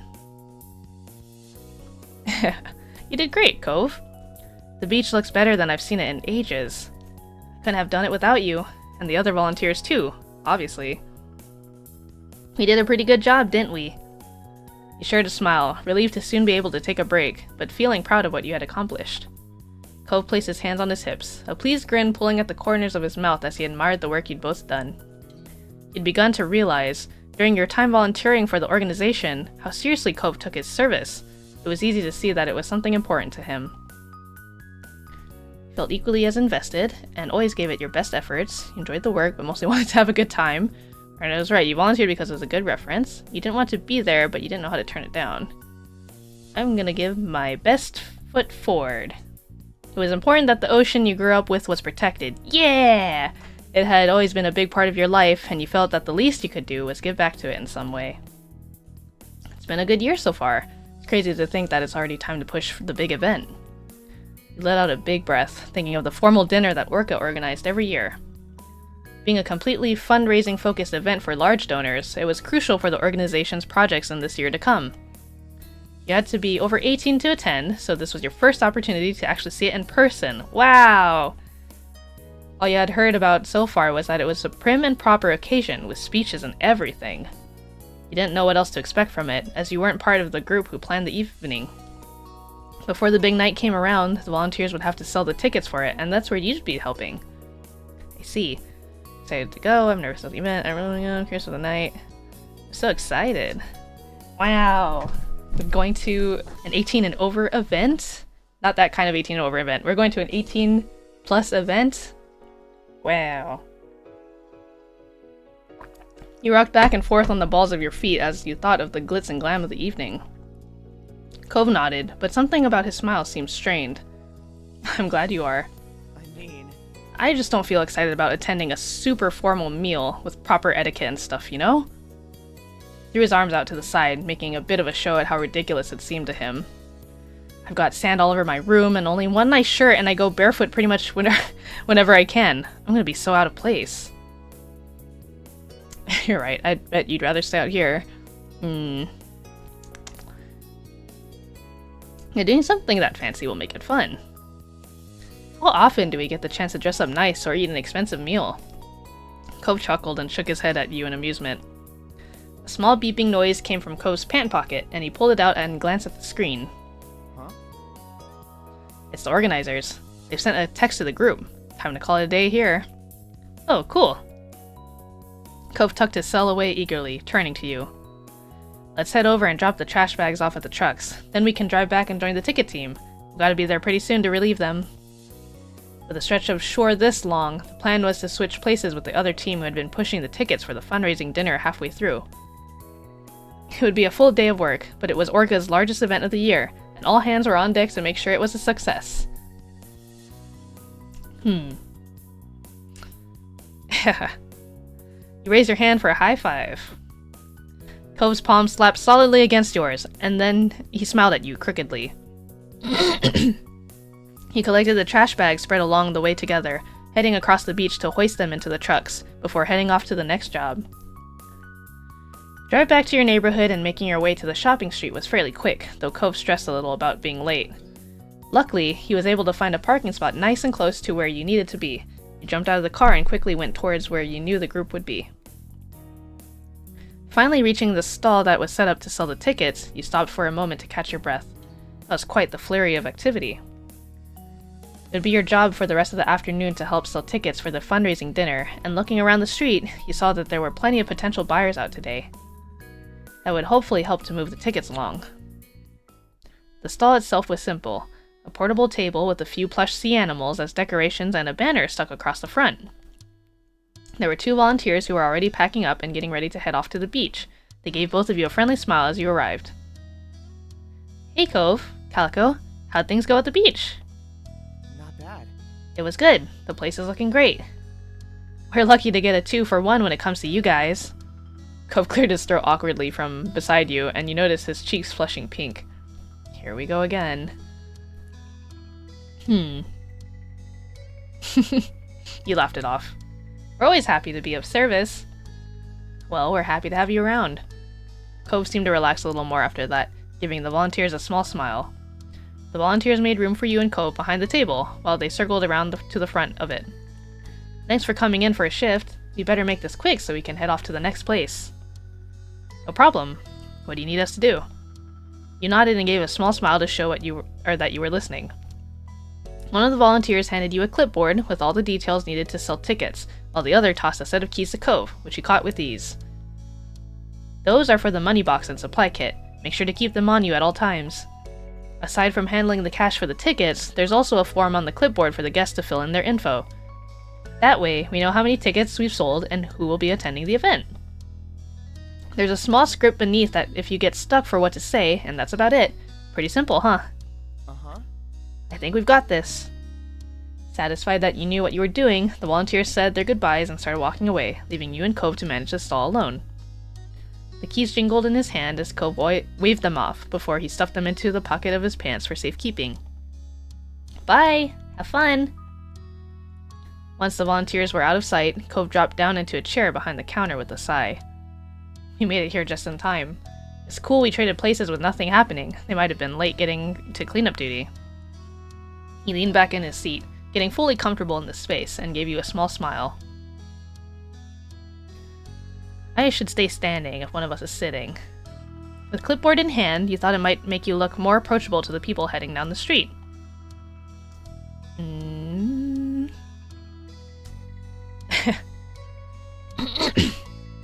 He returned his smile. It'd been a bit of a mad rush to get here, but everything had turned out alright in the end. Cove rummaged around the station a little, picking up a stuffed toy orca and holding it up in front of his face.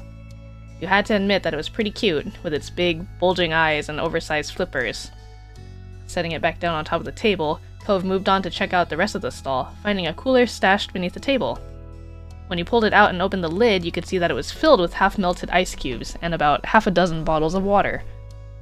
Grabbing one of the plastic bottles, he unscrewed the cap and took a long drink.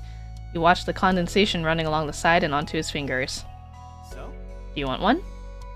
Cove set his water on his side of the table before pulling out another, holding it out towards you. You accepted the water bottle. We were just out in the sun all day. It's probably good to hydrate. Which, speaking of hydrate, if you guys haven't been drinking water, I will drink some water with you. I've only been sipping my tea.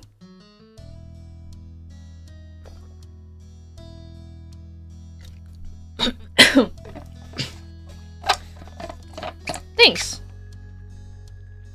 After opening it up, you took a drink and let out a satisfied sigh. You hadn't realized how thirsty you had been, and it was always good to stay hydrated. So true. The two of you guys got settled in easily, and you took the chance to look over the paperwork on the clipboard. Cove joined you, leaning over your shoulder to get a better look. Seems like pretty standard stuff. He muttered, and you nodded quietly. It had general info about the event and the work you needed to do at the stall, as well as the amount of tickets sold thus far and the number remaining. Cove tapped a finger on the counter as he read quietly over the notes, muttering a few things now and then that you didn't fully hear. He seemed content to be there, and you were sure that the afternoon would pass by quickly. When he glanced out towards the crowd and made a small sound, you followed his line of sight to see that a potential supporter was on their way over to the booth. Ooh. It's time to do some customer service. It wasn't always easy for you to do things like this, especially when those things required talking to strangers, but you had to remind yourself that you were doing it for a reason. Taking in a deep breath, you made eye contact with the customer and gave them a small smile. Time passed as the two of you manned the stall, and as people approached, your sales pitch would either have them asking for a ticket or two, or heading off and mumbling, maybe next time. All in all, you managed to sell a decent amount of tickets, and you could tell that Cove was happy with the outcome. As the afternoon drifted along, 6 p.m. arrived, time to pack everything up and head home for the evening.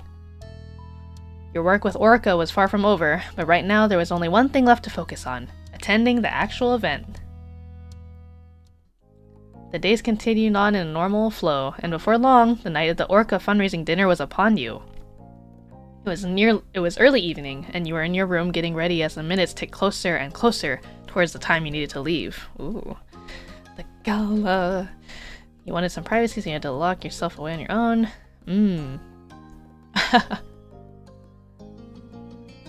Yeah, I want all the help that I can get. Liz is helping us, and Cove is on speakerphone.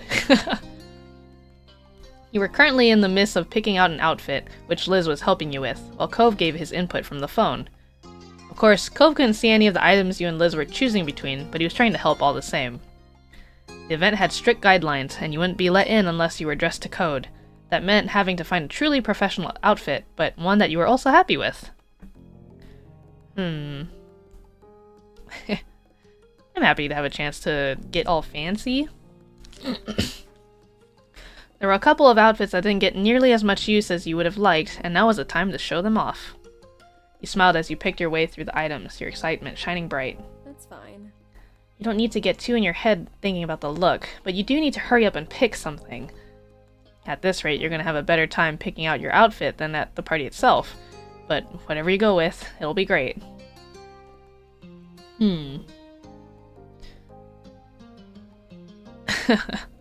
I never thought I'd see the day when Cove Holden would encourage me to wear something formal. A quiet chuckle came from your phone, and you smiled at the sound. Yeah, this really is a once-in-a-lifetime event. Taking a deep breath to refocus yourself, you looked over the options one last time. It was time to decide on an outfit, and quick! There's a dress, there's a button-down shirt and pants, a blouse and pants, button-down shirt and a skirt, or a blouse and a skirt. Ooh. I like the blouse and the pants. Liz nodded in approval, clapping her hands together, satisfied. Good. Finally, we're making some progress. That sounds like it'd be totally fine. I'm wearing just a shirt with buttons and slacks, personally. Standing in front of your mirror, you quietly assessed your outfit. Welcome back to Kitty. You have to go in soon, though. You gotta sleep for the gala. You're also attending the gala? I guess I will see you there. Ooh. Let's put on some accessories.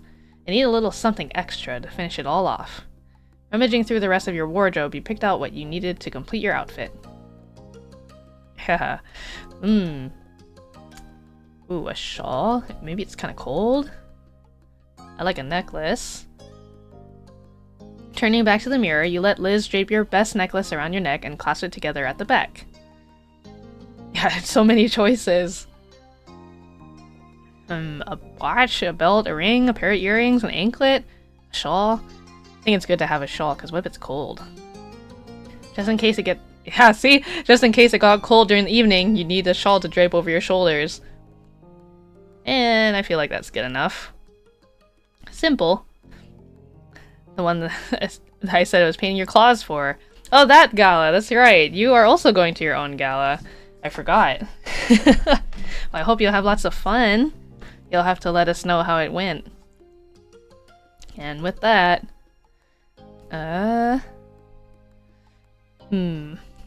Liz, help me. Leaning up in front of the mirror again, you spoke over your shoulder.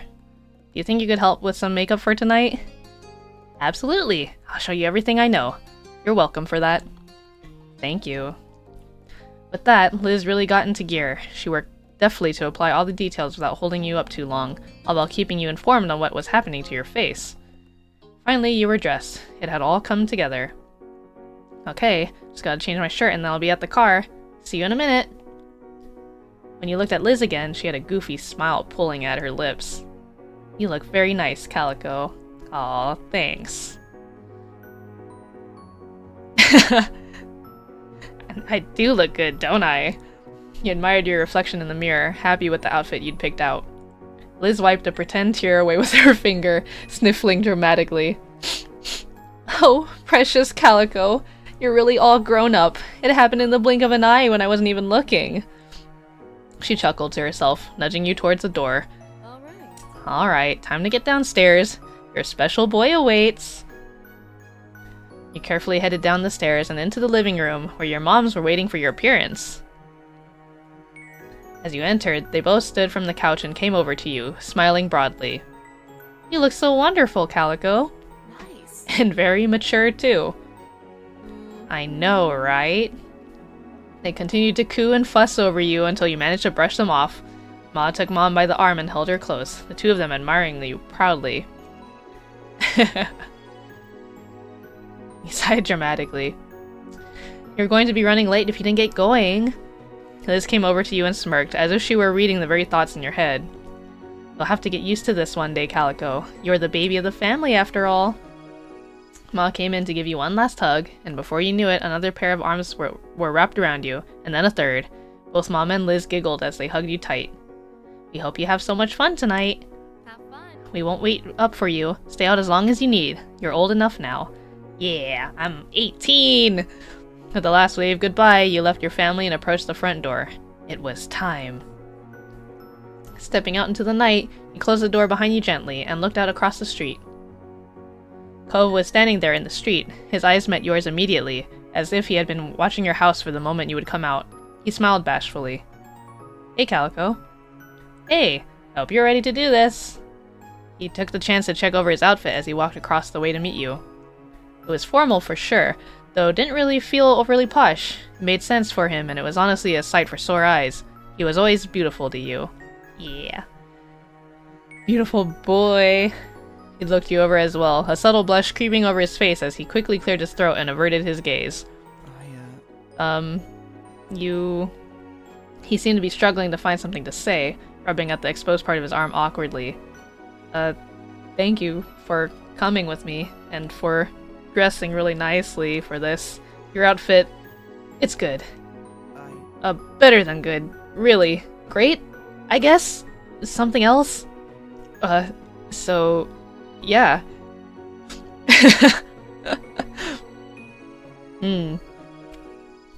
Your look is very nice too. You glanced over him from head to toe, noting that his shirt, pants, and shoes were all shiny and new. Very nice indeed.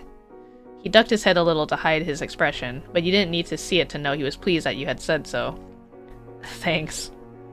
Then he shook his head, glanced back towards the garage, and, throwing a thumb over his shoulder, spoke. Come on, Should probably get going. Wouldn't want to be late to such a grown-up event, right? Yeah, let's go. You headed over to Cove's car together, hopping in and strapping on your seatbelts. You were on your way. The event was being held at a place you had never been to before. You brought up the location on your phone to help Cove navigate there. It took some time to find the right address, and once there you met with the task of finding a parking spot. Always the toughest part of any sort of event or planning is like, oh, the parking. It's always the worst.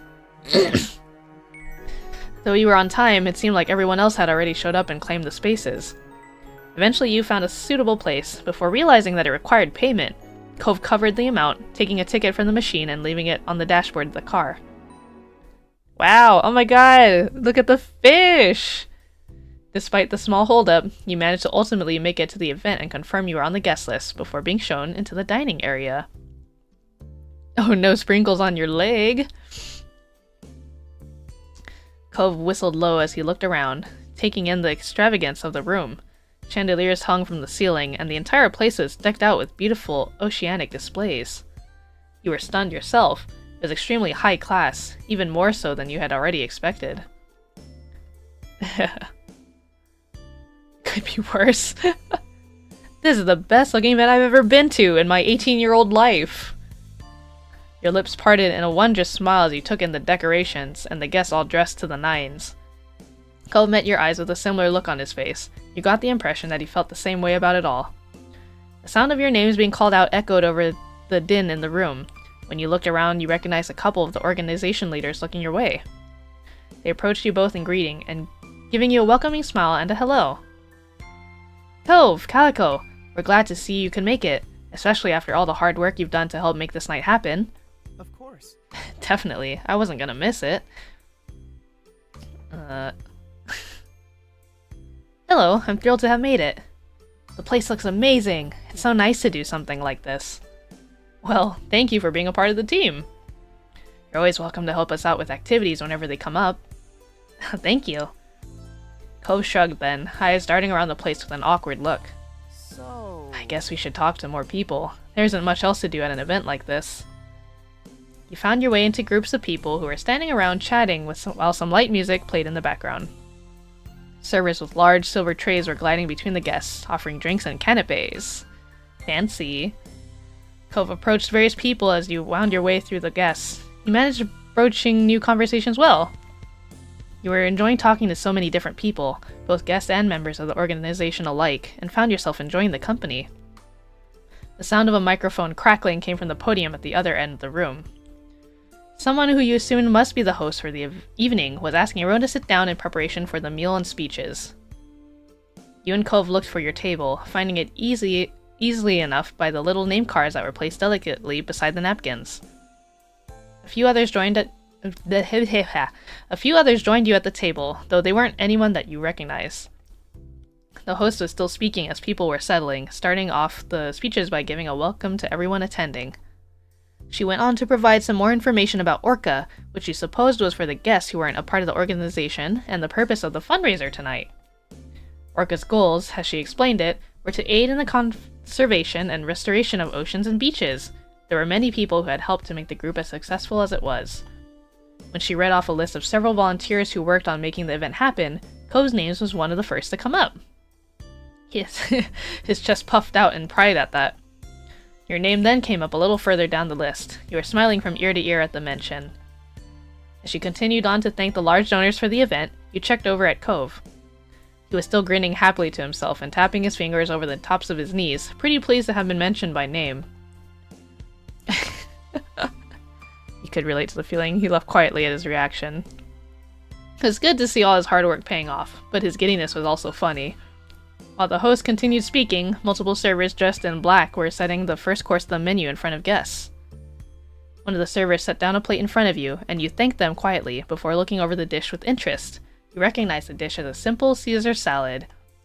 The host quickly wrapped up the end of her speech, thanking everyone once more before inviting you all to begin your meal. Anyone who had included a special dietary note when signing up for the event received a vegan or vegetarian version, and there were also small baskets of bread set around the table. Eat both the salad and the bread. Gotta eat up every part of this fancy meal. Cove wolfed down his salad before munching into a breadstick, quickly devouring that as well. I hope the next part comes out soon, and is bigger. Could hear him mumbling to himself as he reached over for another piece of bread. He glanced around the table, and you followed his line of sight with curiosity, noting that everyone else was still eating the salad. Stopping his hand mid-air, he quickly pulled back and rested it on his lap without taking another breadstick after all. It was clear that he was starting to feel unsure of himself, and he looked a little out of place here. He folded his arms and turned away from them to you. Hey, did you like the salad? It was too small. I'm gonna guess it's on the smaller end. I mean, he was also like, I hope the food is bigger. I'm still pretty hungry. Yeah, me too. His gaze remained purposely tunneled on you, as if he was trying not to even think about what the rest of the table might be doing.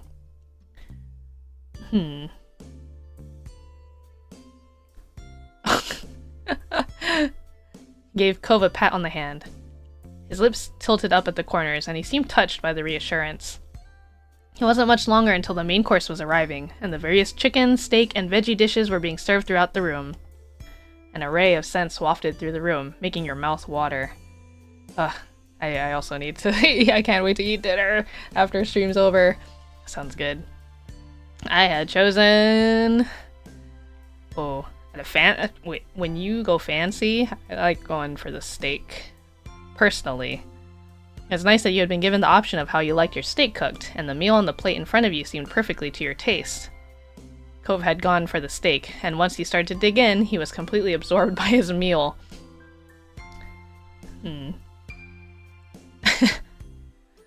Kicked him under the table teasingly. The tips of your toes knocked against his shin discreetly, but enough for him to really feel it. He bolted upright in shock, almost choking on his mouthful of food. The look he gave you was far from impressed, but his eyes still held a glint of amusement. You threw your gaze away from him innocently, as though you had done nothing at all. When you peeked to see if you had gotten off scot-free, he rolled his eyes and returned to his meal. It wasn't me. It wasn't me. You chuckled lightly beneath your breath, and he did the same, thoroughly entertained. Dinner eventually ended, and last of all was dessert. A lemon sorbet that had been partially dyed blue. Ooh, cute. The mix of white with bold streaks of blue made the little scoop look like a ball of roaring ocean waves. Sounds like my kind of dessert. The effect was very pretty, but the serving size was small. No! Perhaps it was the price to pay for artistry. You turned to Cove to find him pouting a little at the size of it. Digging into the dessert, it took him only a few bites to polish it off. Again, the other people around the table had barely even begun eating. An unimpressed air settled over him as he sat back in his chair, sipping at his water unhappily. Oh no. Yes, we should get ice cream. That's a great idea. Gave him an encouraging smile. He looked up at you sheepishly, embarrassed to have been caught sulking over such a thing. He fumbled for a defense. I mean... It was just really good, that's all. And now it's gone. But I'm okay. With a slight grin, he shrugged to show that he was really fine. Do you want mine? You pushed the dish toward him, and his eyes widened in surprise. He looked down at the dessert, and then back at you, as if wordlessly asking if you were really sure. It's okay. You can have it. He hesitated a moment more, before pulling the sorbet in front of him, a small smile tugging at his lips. Thanks. Thanks, Calico. You're welcome. He scooped up a spoonful of the treat and put it in his mouth, humming happily. You felt satisfied knowing he'd enjoy it much more than you would. You leaned back in your chair, looking around quietly. After a moment or two, you felt Cove giving you a sidelong glance. He then took another spoonful of the faux ocean and held it for you. Your stomach began to flutter, and not from the prospect of sorbet. Leaning forward, you ate the dessert from off his spoon, enjoying the bright citrusy taste on your tongue. It's good. Yeah. Indirect kiss? Ugh. Another person from Orca got up on stage to make a speech as everyone was nearing the end of their meal. They spoke mostly about the individual projects that the organization was working on and their plans for the near future, as well as encouraging anyone who was interested to consider volunteering. Cove bent forward over the table with his chin balanced on the hand, listening attentively to the words. As it came to a conclusion and everyone gave them a round of applause, Cove caught your eye and smiled. You wondered what would happen now. Whoa! Oh my god, look at you can kind of see it, the ocean floor, the pattern. And then the lights dimmed. A couple of spotlights came on, projecting a waterlight effect around the room. The guests gushed over the ambience, and you looked around with wide eyes at the ripples on the walls. The DJ that had previously been playing some soft mood music in the background announced that the floor was open for dancing, slowly turning the volume up so it drifted through the space. When you glanced at Cove, his eyebrows had shot up, and he mumbled quietly. Huh. I didn't know there would be dancing. I guess it makes sense now that I think about it. He gave an awkward laugh as you both watched as people rose from their seats. It was clear now that many of the donors were couples. A small crowd had started to form on the dance floor, and the DJ played a romantic song to get everyone started off. Wait, you're gonna start with a romantic song? You gotta start off with a banger! Cove let his gaze float over the small sea of guests, and he seemed lost in thought. A serious expression had settled on his face, making his eyebrows dip. Slowly, he turned to you, though there was something cautious in his approach. Do you... I mean... Would you want to dance with me? Oh, I'd love to. His face lit up. You could tell even beneath the dim light. He nodded firmly as he rose from his seat, though you noticed his hands shaking at his sides. You walked out onto the floor together, hesitating a little when you turned and stood face to face. Cove had a hard time meeting your eyes, but he lifted a hand for you to take, unsure of what else he was meant to do. You accepted his hand easily and gave him an encouraging smile. It took some doing, but amidst your nervous laughter, you managed to find a comfortable enough position and set a rhythm to the music. It was quite nice after that. Every time your eyes met Cove's, he would look away quickly, but he seemed to be enjoying the dance nonetheless. Eventually, he felt comfortable enough to speak. A lot has happened, huh? You nodded faintly. You weren't sure if he meant just today, this summer, or your entire time knowing each other. But it didn't really matter. It was true either way. Thinking back on the years that you and Cove had been neighbors, it was difficult to even try to reflect on it all at once. I'm so glad.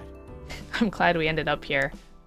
He gave you a soft look, then you beamed, knowing that it could also mean many things. But from his tone, you were certain he didn't only mean here, at this event. It was more than that. Aww.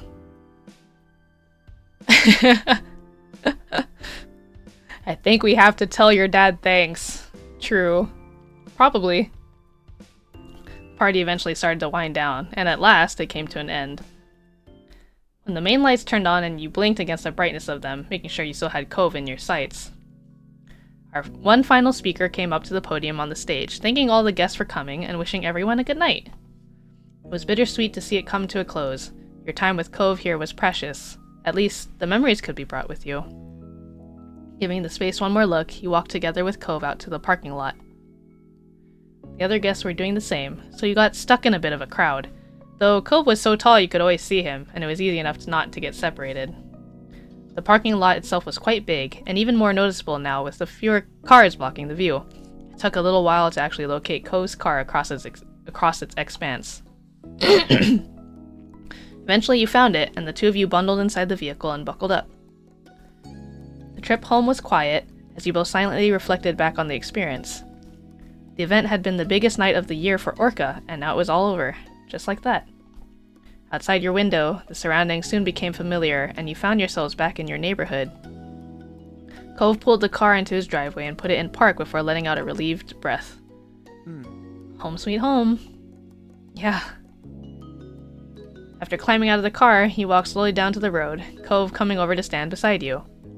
You stopped in the middle of the street, right between your house and his, and turned to him, finding him in the process of opening his mouth to speak. Strangely, he clamped his lips together, as though he had suddenly thought better of it.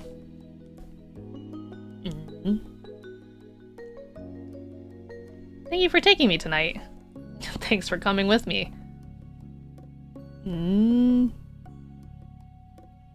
Wow. We can hug. You went forward and wrapped your arms around him, and he returned the gesture, squeezing tight. Night. Night, Calico. With a last wispy smile, he left towards his front door, figuring you shouldn't linger in the street for much longer. You crossed the remainder of the road and did the same. When you reached your house, you pulled out your keys and stuck them in the door, trying your best to be silent about it. Opening the door a crack, you turned back and looked at Cove from over your shoulder. Your eyebrows lifted in surprise to see he was doing the same, holding his front door open, but waiting for you to go inside before he did. You shared an amused smile before you both stepped into your own houses, locking the door behind you. It was quite late, so everyone else was already asleep. As quiet as a mouse, you tiptoed up to your bedroom and changed out of your formal clothes into your pajamas. Now that you were finally home, you were exhausted. You brushed your teeth and got ready for bed in darkness before crawling under the covers and letting out a heavy breath. It was still strange to think about how that was it. The build-up to the event had felt like so much, now was completely behind you. Your mind was busy with rapid yet muddled thoughts as you faded closer and closer to sleep. As unconsciousness creeped up on you, you felt more content. It was a big deal, but there would be more in the future. You could accept what it had been, and you could dream about what you'd get to experience next. And then you were taken away from dreams right back into reality by a sound. Your eyebrows pinched together, fully unprepared to be a part of the waking world again. The day was over, and it had been an eventful one. But you heard another noise. It was a tapping. Your eyes flew open. The window. There was a tapping that came from your window. Cove Holden. You went over to let the guy in. You extricated yourself from your bed, yawning. You stretched your arms and then made your way to the window. There was another tap right before you arrived. When you pulled it wide open, Cove was indeed there. You had not been surprised to find Cove awkwardly crouched on your window ledge. However, you were taken aback to see that he was a little overdressed. Cove hadn't changed out of his formal clothes. You also noticed that he was perched clumsily. You didn't know if it was because he was trying to keep his fancy clothes clean, or if he felt weird about something. His body was too stiff and awkward. Cove smiled sheepishly. Hi, Calico.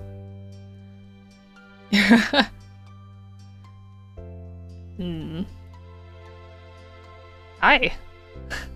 You moved aside and let him climb inside. He cautiously stepped down by stretching his legs over. Strangely, he didn't use his hands for support. It was clear to you now he was holding something. When he was safely on his feet, you briefly checked out his clothes, twisting around to see the back of his pants. He caught you looking and shrugged. I did go home after the event, but I knew I wasn't going to be able to settle down, so I just walked back out. I needed fresh air and time away from everything. He paused for a moment and raised his clasped together hands where you could see them. But then something happened, and, well, so I have something I want to show you. Cove grinned like a child and gently unfurled his fingers, not being able to keep you in suspense for even a minute. Wow! A firefly!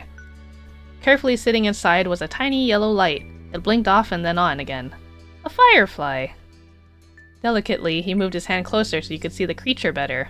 He was just holding onto that. He climbed up the windowsill while, like, grasping the firefly in one hand.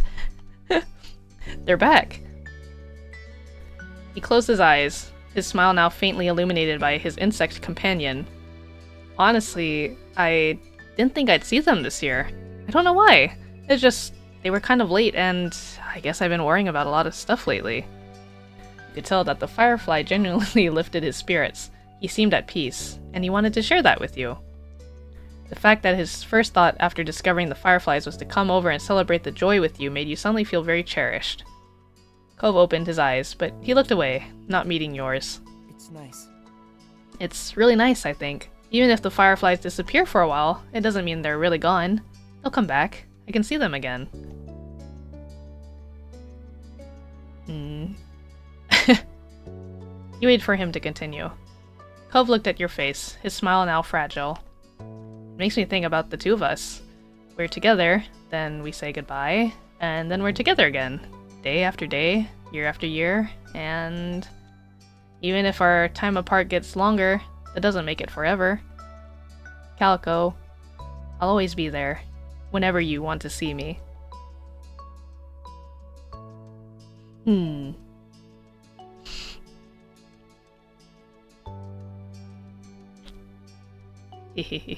Hmm. Your heart started to pound. The harsh beat drowned out all the other sounds. You stared at him with a firm gaze. You both had known each other for so long. You were such good friends. You cared about each other so much. Although your feelings had changed, that didn't mean they hadn't grown from a strong foundation. It was hard to take the step to become something else, but this was it. You weren't going to keep your feelings to yourself any longer. Cove's expression shifted into something concerned. His brow was furrowed as he waited for your response. There was something fragile there, unsure.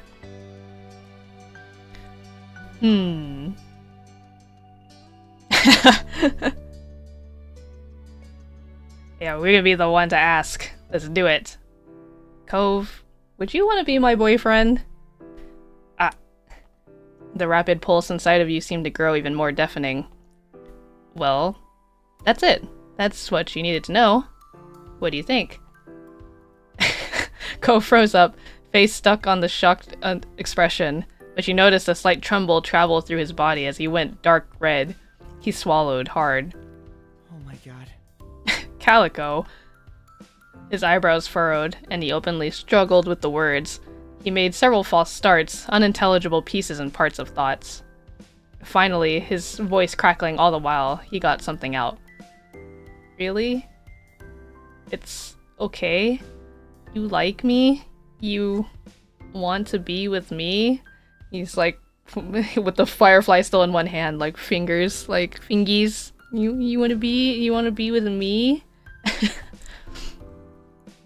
It was like he could barely process it, as if he never thought reality would let him have this. He started sniffling. I'm just so glad. He scrubbed at his eyes. His voice went soft then. I thought I was ruining everything. I felt so bad. After we've been like this for that long, how could I ask to change it? But I couldn't stop myself from wanting to. If this isn't just me, if you feel that way too... His arms faltered, causing the firefly to fly off. He recentered himself, looking into your... yeah, that's right, I forgot. I chose the red into your red eyes. Not red like that. Red in color. Calico, if I can, I'd like to be your boyfriend. I'd like it a lot. I can't think of anything I'd like more. His lips quivered into a shy smile as he let out a laugh so airy it was nearly a cough. Finally! He let out a huge sigh of relief. Now you knew. You both knew. It was out in the open. There wasn't anything to hide. You beamed at him. You grinned so widely that you knew if you kept it up, your cheeks were going to hurt. There was such a joy radiating from your chest, infecting your smile. You couldn't stop if you wanted to. When you looked into Ko's face again, his smile was sparkling bright, much more so than the firefly he had brought to you. His eyes prickled with tears and he sniffled, but you could recognize equal joy taking over him. You both were happy. Together. We're together and happy. You squeezed his hand. His hand was firm against yours, and you relished the physical proof of you being together. He ducked his head with a childish giddiness and peeked at you out of the corner of his eyes. Thanks for waiting for me. I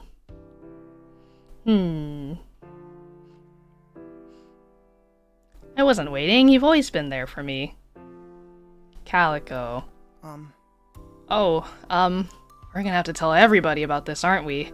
Your moms, my parents, Liz, Terry, Miranda, everyone. I don't think they'll be surprised. He smiled at you with an unabashed preciousness. You figured that even without your history, if anyone caught Cove looking at you like that, it'd be obvious exactly how he felt. His openness of character had some truly delightful benefits. You must have been making an expression equally as affectionate because he began to fluster again. He made some stuttering chuckles and then quieted down, his mouth forcefully staying closed. You both took a moment to process. After 10 years of being together, you were officially a couple now. Yay! Cove looked into your eyes with a soft, slightly shy expression. There was hope in his smile. Do you want to go to the hill with me? I bet there's still fireflies. Let's go! Cove brightened. He was practically bouncing at the thought of a secret excursion before he suddenly became bashful. So how should we leave? We could just try the door. We don't have to do the window thing, but maybe that'd bother your family? You both chuckled at how awkward it would be if your moms, or worse Liz, saw you going on a midnight firefly catching trip. You'd be sure to avoid that. We can leave from the window, who cares? Let's go through the window! Cove nodded in understanding. You grabbed some shoes and readied yourself for an adventure. You were glad that there was no way you'd run into another soul outside. Cove would be way overdressed, and you were still in your jammies. He let Cove go first. He stepped back on the ledge as you carefully followed. He shuffled along, and soon you reached the garage. You planned to use a fence from there to reach the ground. Cove climbed down to the fence. He wobbled once, but he made it without an issue. He leaned against the fence and projected hushed words up to where you were waiting. Are you okay? Do you want help? Yeah, help me. You got to the edge and let Cove spot your descent. He grabbed you about halfway down and brought you to rest firmly on the ground. Wow, fireflies! Look it! Cove gave you an encouraging smile, but neither of you risked speaking yet. You briskly snuck behind the house and up to the old white poppy hill. And Cove was right. The entire hill was lit up, insects twinkling here and there with their pale yellow light. Cove let out a contented sigh, finally able to relax in full. He strode further up on the hill to further better enjoy the view. You walked along as well, letting yourself be surrounded by the twinkling display. Then, without warning, Cove plopped onto his back. He paid no mind to smacking his formal attire in the grass. He put an arm under his head and stretched the rest of his limbs out. He was clearly getting quite comfortable in the dirt there. Sit. He looked down and found a soft-looking spot to sit. He brushed some of the longer grass aside and settled in. I wonder if Dad will be mad about the grass stains. He tugged at the collar of his shirt. He didn't sound concerned, just idly curious. Maybe you should figure out how to clean it before he finds out. His smile bent a little, and it went silent between you. The only sounds were the rustling of bugs in the breeze and the faraway crashes of waves on the sea. He couldn't help but reflect on what happened only a brief time earlier. Between this and your room, this almost felt like a different world. Was it even real? What happened between you two? You could almost be convinced it wasn't, and that you'd never actually stopped dreaming. You stole a glance at Cove. He caught you and blushed. That little reddening reassured you. Cove remembered, same as you, what you had was real.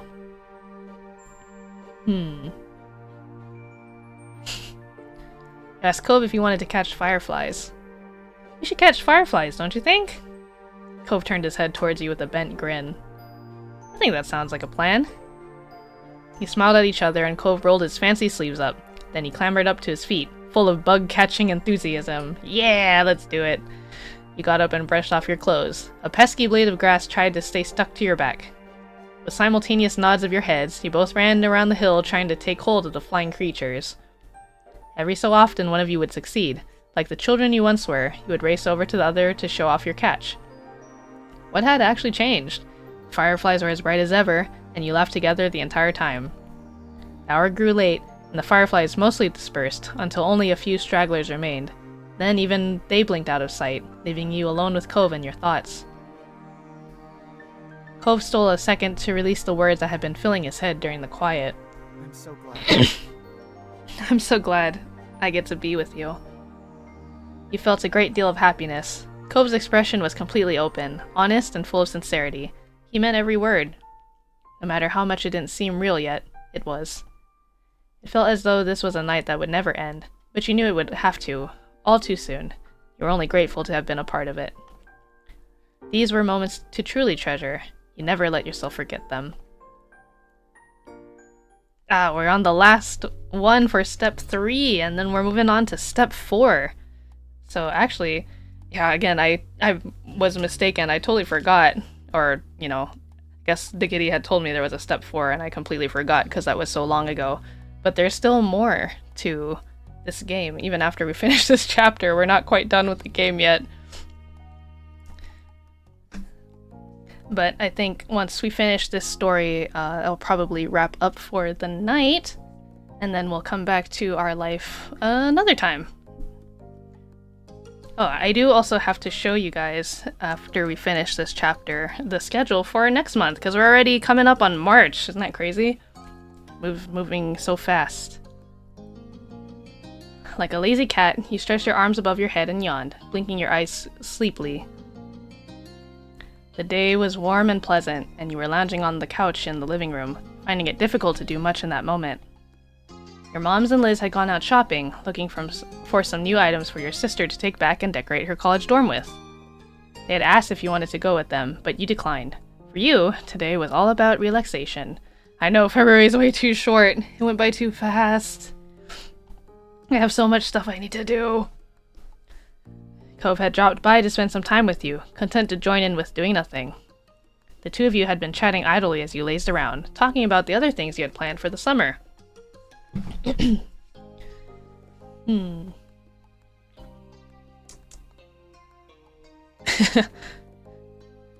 You're stretched out across him as he sat on the couch. You had your feet propped up on one of the armrests and used Cove as a comfy cushion beneath your head, totally settled in. Cove gently wound his fingers through your hair as you rested on his legs, equally at ease. The day dragged on, and you found yourself yawning more and more often between conversations. You had almost dozed off completely when suddenly a buzz rang out, disturbing the silence. Your phone was on its charger in the kitchen, so it couldn't have been that. Cove pulled his own phone from his back pocket and checked the screen.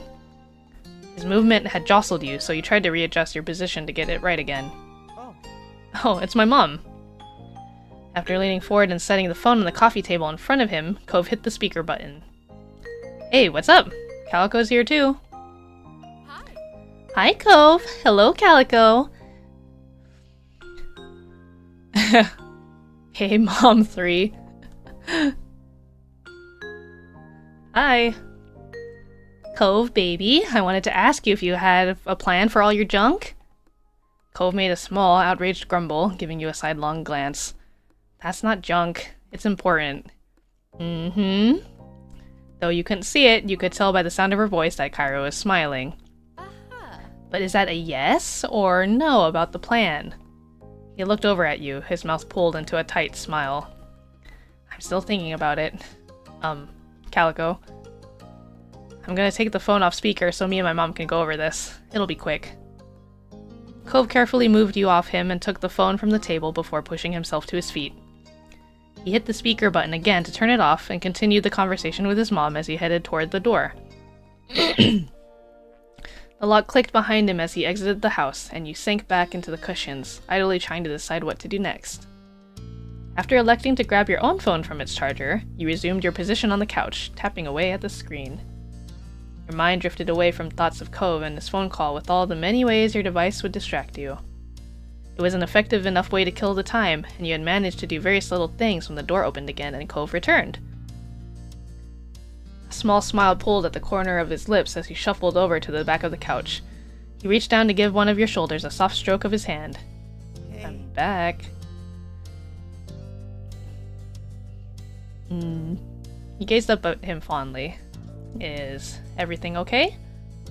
Everything's fine, just... He turned his head suddenly, running a hand through his hair and letting out an exasperated breath. He seemed nervous, but you couldn't imagine why. Fine. It's fine. Not anything to worry about.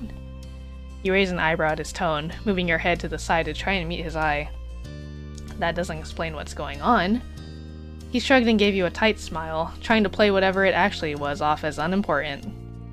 There's nothing going on, just stuff I can deal with later, some other time. He was transparently avoiding the truth, and you stared back at him seriously, an indication that you weren't going to ignore what he was doing. Eventually, he broke beneath your stare, hanging his head in his hands and groaning. I need to make another trip to my mom's place. There's some stuff out there that I'm gonna use, so I'll have to go pick it up. It wouldn't make sense to ship it, and I couldn't bring the stuff back with me last time since I flew. Oh. Suddenly, you understood what the phone conversation had been about. Cove was going to drive to his mom's house in Nevada. When will you go? Mom thinks it would be best to do it now, while I'm still kind of free, but... Cove pouted, giving you an unhappy look, and you could see the prospect was already taking a toll on him. I don't want to. I was just there, and for even longer than usual. Why do I have to leave? Right now? When it's our last summer like this?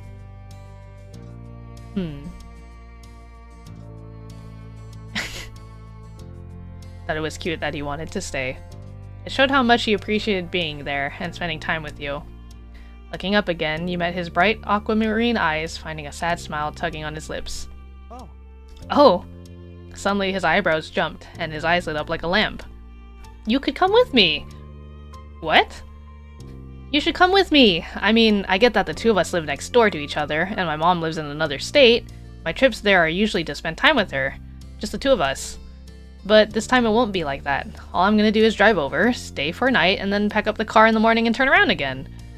Most of the time will be spent in the car, so it'd be good to have another person there. Road trip! Plus, you'd have the chance to see my mom again, and her place. Maybe we could even find something cool to break at on the way. You couldn't stop yourself from laughing at his enthusiasm. He blushed a little, reining himself in. please. I just feel like it could be fun. Please, could you think about it? I want to go. A road trip sounds fun. I'll have to let my moms know, but as long as we got nothing else important on the days we pick, then there's no reason I wouldn't be able to go. He grinned from ear to ear, thrilled by the news. I'm so glad. This is so great. I'll call my mom back and let her know right now. Spent some time together going over your schedules and making plans for when you could take the trip. You needed to fit it in around Cove's work schedule, which he brought up on his phone to double check. Luckily, it was only a 2-day trip, so finding a couple free days in a row wasn't impossible. It wasn't long before the dates were finally set and all the plans were made. I'm excited for the trip. Short trip sounded like the perfect way to spend some time. You could listen to music, eat snacks, and enjoy the open road. No matter what you thought about things, the morning when you were due to leave arrived. It was cooler than usual, the sun barely peeking over the tops of the houses. You stood outside your house on the footpath near the road, waiting for Cove. You yawned loudly, covering your mouth with the back of your hand. Mornings were always a struggle. With your travel bag clutched in one hand, you watched as Cove finished packing up his car. He had organized all sorts of things, water bottles, snacks, and who knows what else. Cove insisted he had everything under control and didn't need help. At least you could rest easy, knowing that it was all taken care of. As you waited, you glanced over Cove's car. You knew it well. It used to belong to Mr. Holden, and when Cove had learned to drive, it passed... Wait. You knew it well. It used to belong to Mr. Holden, and when Cove had learned to drive, it was passed to him. His dad had taken the opportunity to get a newer one. It was pretty old at this point, but had served both of them well so far. You just hoped it had enough life left in it to survive a trip as long as the one you were embarking on. The slam of a door closing made you jump. You snapped back to focus and saw Cove was walking towards you. He dusted his hands off on his pants and tilted his head toward the car. That's it. Ready to go? Yep, I'm ready. He smiled and stepped aside, giving you space to situate your own bag where you wanted it. Once everything was safely inside, he glanced back at you. Alright. We should get started. It's gonna be a ways to go. Woo! Let's get this show on the road! He chuckled at your enthusiasm, shaking his head slightly. The two of you climbed into the car and buckled up, Cove in the driver's seat and you sitting shotgun. His eyes moved to you. Thank you. Thanks again for coming on this trip with me. Of course, it's no problem. After checking the mirrors and starting the engine, you pulled out of the driveway and the trip began. With a small sigh, you got cozy in your seat and watched the familiar houses in your neighborhood pass by. And the last time I went on a road trip was when I went to Ofkai. That was really fun. Cove reached over to turn on the radio. A crackle of static, mixed with the odd snippets of song, filled with the cars as he flipped through the stations. Mr. Holden's car was in good condition, but it was, well, older. There was no way to plug in a phone to play music, so the radio had to do. Eventually, he settled on classic rock station, before sitting back and resting both hands on the wheel. Is this okay? You nodded. He smiled, happy with the reaction.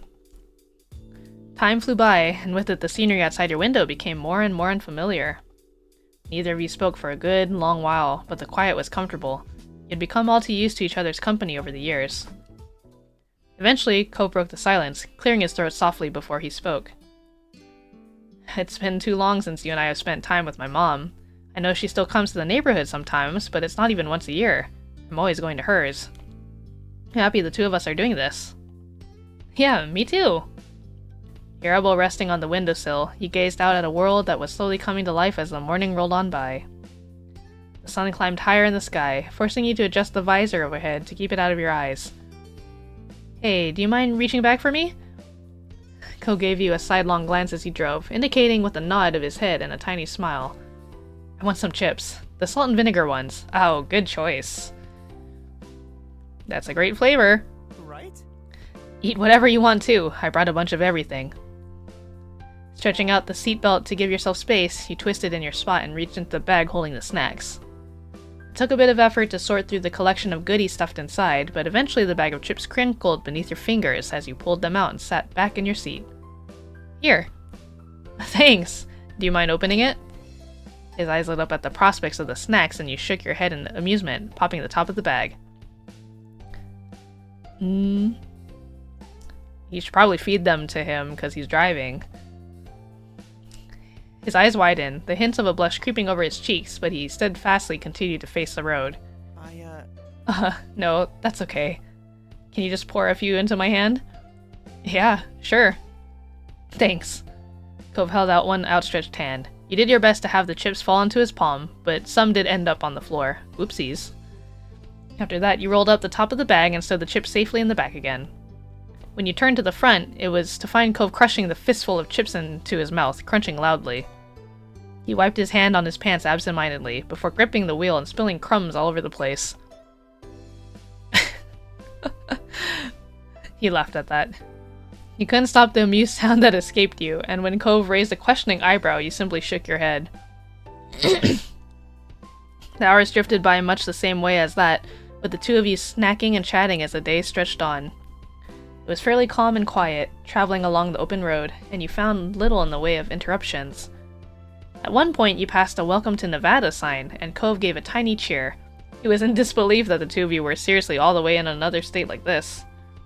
Eventually, you had to stop for gas, and made a detour at a small diner to grab a proper meal that didn't consist of chips and candy.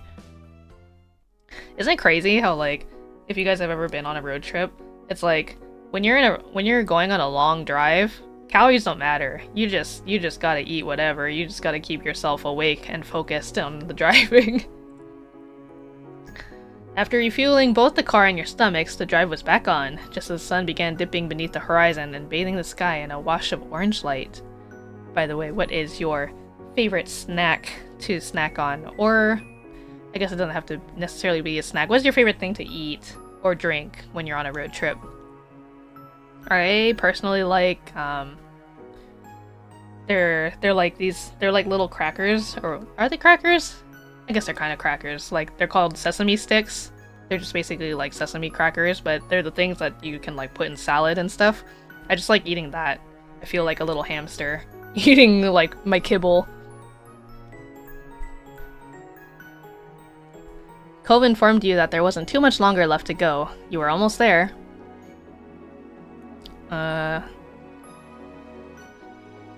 You helped Cove stay alert while he drove. You appreciated it, and you managed the journey together. When night eventually fell in a blanket of darkness, the drive finally came to an end. Cove pulled into the parking lot of Kyra's apartment building, the glow of the car lights disappearing as he turned off the engine and let out a heavy sigh. Oh, we made it. We're here. The two of you exchanged tired smiles, having successfully and safely completed one half of the trip. You were relieved to have actually arrived, and eager to get out of the car and stretch your legs. You took the stairs up to the building together.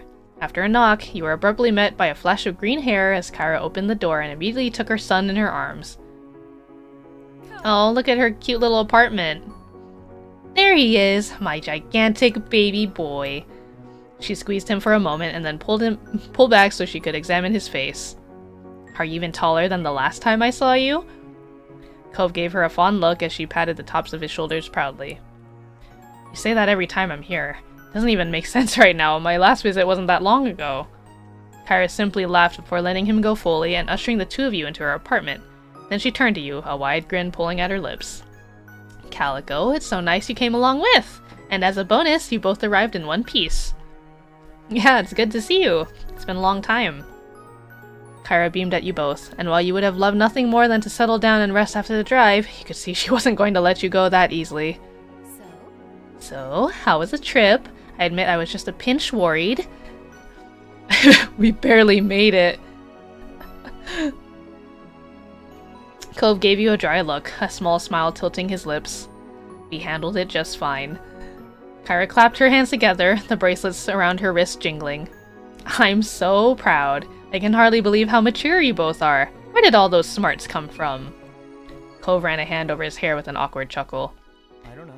I don't know. Maybe I got some from my parents. His mom looked up at him deeply, her eyes glistening as she shook the sentimentality off with the wave of her hand. You have to be half asleep already, huh? I don't want to keep you up much longer. Early morning in any whoosies.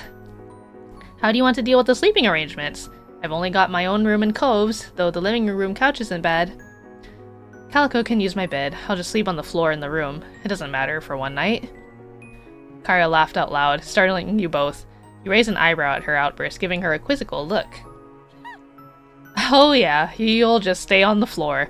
You couldn't handle that much back when you were 13, with both your parents in the room. Cove blushed a dark red and gaped, completely unprepared for her to pull out that embarrassing moment from the past. Hey! Mom! You laughed it off. Thankfully, the tension in the air dissipated as Kyra and Cove chuckled along with you.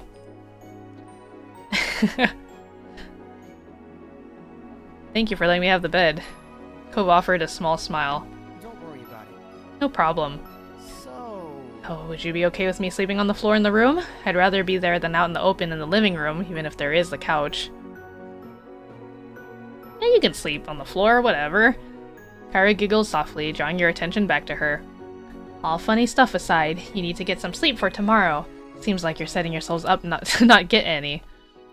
I know that sounds really captious, but I am a mom. I have to say these things. Come on, we're not little kids having a sleepover. We're responsible adults, right, Calico? Yes, very responsible. She gave the two of you a suspicious look, and you stood up straighter, trying to prove your point. I'll leave it at that then. For now, just remember that the walls are thin in this apartment. If you can't settle down and sleep, I might have to separate you. We'll be good. Marvelous. Perfect. Kyra clasped her hands together, her bracelets softly tinkling against each other again. It's only getting later, so I better let you prepare for bed. She nodded towards the hallway and gave you a small smile. I'll play hostess for a sec and show you where the bathroom is first, Calico, and where you'll be staying the night. Thank you. You hoisted your travel bag back over your shoulder and followed behind Kyra and down the hallway. Cove shuffled along behind you, disappearing into the bedroom while his mom had you go to the restroom. The apartment was small, but nicely decorated in soft, cool colors, with plenty of artwork hanging on the walls to give it character. It was stylish, and exactly what you would have expected from someone like Kyra. Oh, look at this bedroom! It's so cute! After being shown the bathroom and wishing Kyra a good night, you headed into the room and found Cove already there. He had changed into his sleepwear for the night as well and set aside his glasses already. Looking around, you found the bedroom to look much the same as the rest of the apartment, but with small ocean elements. You were sure Cove must have enjoyed when he stayed here. All in all, the room was pretty and clean, though it almost looked more like a hotel guest room than a bedroom. Cove only spent a few weeks out of the year there, so it made sense that it wasn't especially lived in. So? What do you think? It's pretty nice, huh? Mom always keeps it clean and everything, even when I'm not here. That's very sweet of her. Yeah, she's good like that. He seemed pleased enough with the response and gave you a small smile before opening the zip on his bag. When you went back to the room, you jumped in bed and under the covers, just as Cove was shuffling into his sleeping bag on the floor. You waited until he was settled in before you flipped off the lights, and a soft glow from outside peeked through the blinds, casting shadows over the floor. Close your eyes, blocking everything out. Night. Night, Calico. Night, Cove. Sleep well.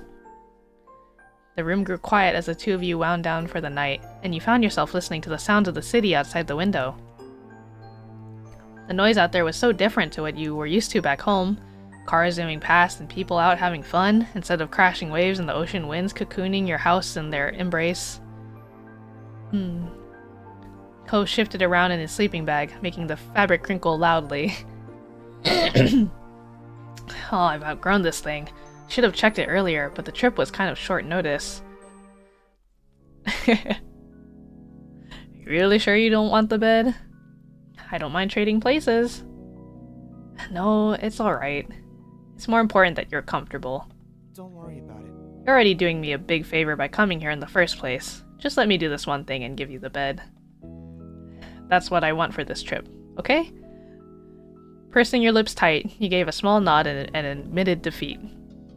Alright, I'll have the bed. Thanks, Cove. He made a small noise but said no more. With an accepting sigh, you pulled the covers up under your chin and got comfortable. The next day dawned, bringing with it the sounds of birds chirping happily outside the window. You opened your eyes slowly, letting them adjust to the light as you tried to recall where you were, and remembering the unfamiliar sight of Ko's second bedroom.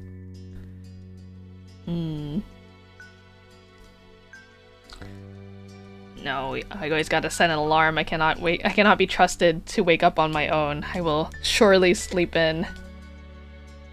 It took you a moment to find the off button on your phone, and you sighed in relief when the noise finally stopped. The sound of Ko shuffling around the room drew your attention, though you weren't surprised. He had always been a morning person. Sitting up in bed, you let out a yawn and stretched your arms above your head. I'm always sleepy-eepy.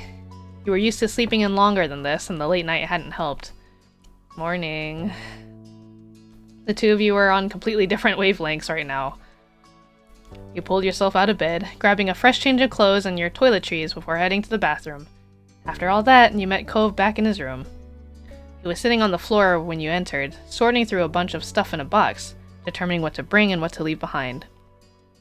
Hey. Hey. Can you pull out the stuff in those drawers? You nodded, though he hadn't even looked up from his task, so you knew he wouldn't have seen. Heading over to his drawers, you started the task of taking out various items and setting them on the ground in front of Cove. Oh, hey, look at this! When you turned towards the sound of Cove's voice, you found him digging through one of the drawers beneath the bed. Neat. Here's something I definitely need to bring. Neat. Craning your head, you got a better glimpse of what he was holding. A few faded shells. An old, yellowing book. When you opened it up, there was a few dried pressed flowers between the pages. Those had been gifts you'd given to him for his mom's place, something for him to remember you by and to make his time here less lonely. He kept them this whole time.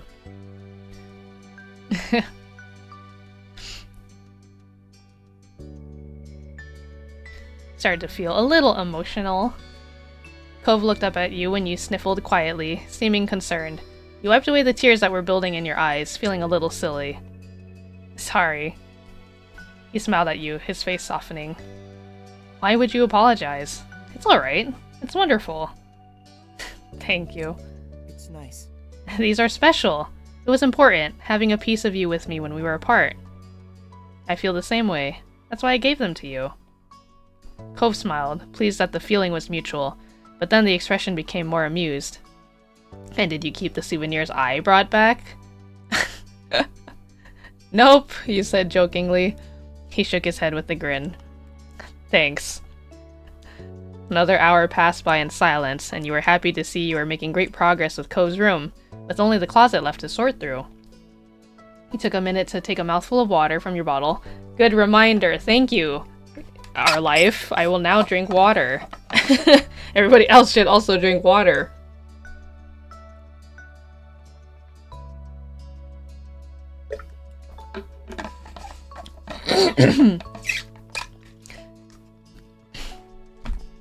And perched on the edge of the bed, feeling productive. Cove glanced over at you and paused, putting down the tape gun he had been using to seal up his boxes. You raised an eyebrow. You know, it's really strange to see you sitting in this room. Why? He frowned a little, his eyes distant and his voice quiet when he spoke next. That's... During the visit to Mom's, when I was sitting alone in this room, I sometimes think about how you weren't here. It was a weird feeling at the time, that you just weren't around, and now that you are here, in this exact place, it's... I don't know how to explain the feeling. He shrugged it off and smiled a little, as though he had said enough already and didn't want to risk sounding silly. Life is pretty confusing, is all.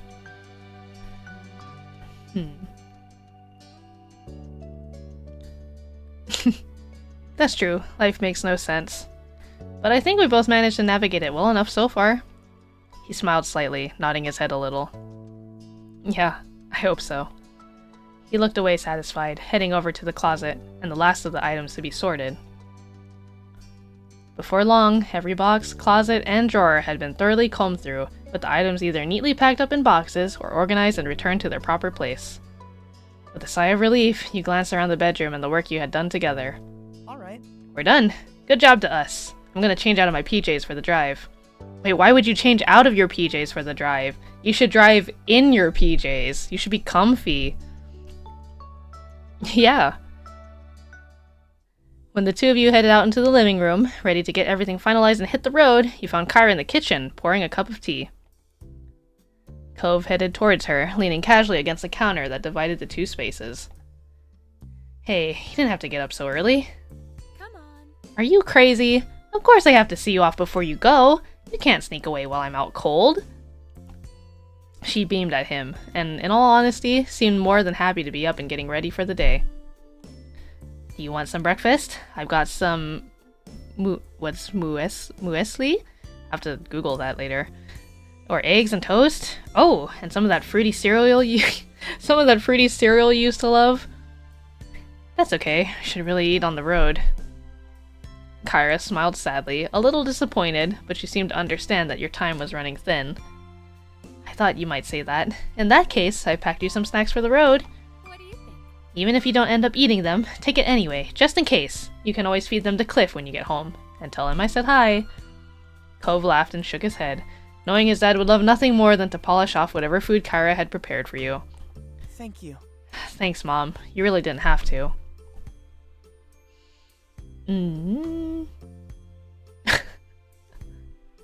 I'll definitely eat whatever you've packed. You better save some for me too. Kyra giggled, hiding her mouth behind her hand. There's plenty there for both of you. She returned your smile with one of her own before putting her cup of tea aside.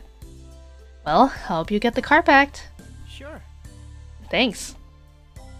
The three of you got a move on, taking the boxes from Co's bedroom and heading down to fill the backseat of the car until there was barely an inch of space left in the back and trunk. With all of you helping, it only took a couple of trips to move everything, and you were done before you knew it.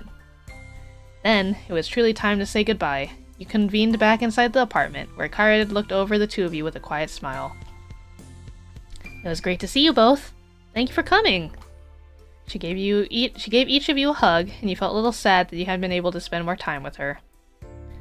It's good to see you too, Mom. Cove embraced her in return, the two of them holding on to each other for a few seconds longer. I'll miss you, but I'll visit again soon. Of course. You better. Hey, we should make plans for you to visit us too. I'll let you know when it's settled. I'd love that. Kyra bundled all the stuff she prepared into a bag and handed them over to you. You took a quick peek at what she had packed. There was fruit, nuts, seeds, hard-boiled eggs, and some veggie sticks. Yes! Cool. Oh, good to see we've got some fresh food options now. The snacks I brought weren't. Kyra shook her head at him and let out a soft laugh, as though she wouldn't have expected anything else. I seriously hope you're feeding yourself better than at home. Yeah, of course, just not on trips. I can live with that then. She looked over him fondly, her eyes at last focusing on his face and filling with emotion. Oh, I'm going to miss you, baby. Me too. Me too. We'll all be together again before you know it. I hope so. Kyra put an arm around you both, pulling you in tight to her sides for one final squeeze. Bye. Have a safe trip! Bye! We will! With the last goodbye, you exited the apartment, though Cove hesitated for a moment in the door, his expression distant. You weren't sure what he was doing, though you tentatively took a step towards him. Everything okay? Your voice seemed to bring him back to earth, and he shook his head to clear his thoughts, his green hair swaying from side to side. Come on. Yeah, let's go. With that, the two of you headed back down to the car, ready to make the long trip home. Soon enough, you were on the wide open road with a car full of Cove's things and only one destination, Sunset Bird, California. The drive went as smoothly as could be expected, with the morning slowly creeping into midday as the miles flew by. The day flew by in a whir of open road and sunshine, and before you knew it, it was early afternoon. By that point, you had already crossed the state line. Cove announced that he had planned a little stop on the way home. He was quite pleased with himself as he arrived at the precipice. The Redwood National Park. Shaded beneath a canopy of enormous redwood trees, he drove along. Wow! When Cove parked the car, you pushed the door to get out, and the first thing you did was look up.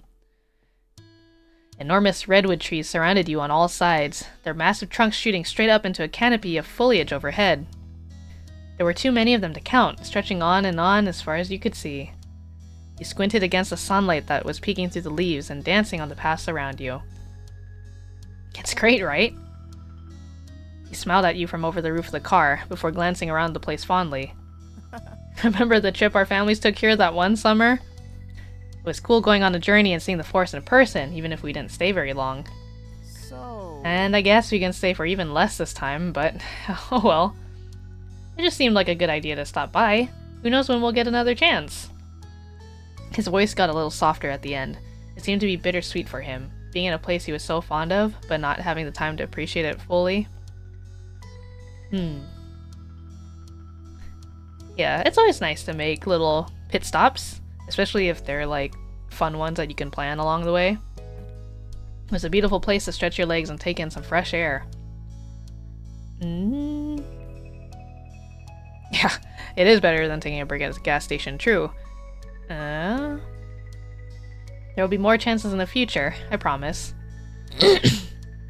Cove smiled, shoving his hands in his pockets and dipping his head. I'm gonna hold you to that. The two of you walked around for a while, completely dwarfed by the sheer scale of the redwoods. It kind of put you a review of yourself and everything in a strange perspective. You took in a lungful of clean forest air, listening to the sounds of birdsong and the cool breeze rustling through the underbrush, taking advantage of the space to move around freely. However you felt about being there was a totally different scene than sitting in that old car for hours and hours. You took Cove's hand. He seemed tense at first, but he didn't let go. Eventually he intertwined his fingers with yours, slowly relaxing. Being here again, you couldn't help but reminisce on what else had happened during the trip you had taken here all that time ago. There were a lot of things that reminded you of it recently. You looked over at Cove, who seemed to be lost in the peace of the place, and you wondered if any of it crossed his mind. Smiling at the sight, you thought back on what had been a highlight of that long-gone vacation. You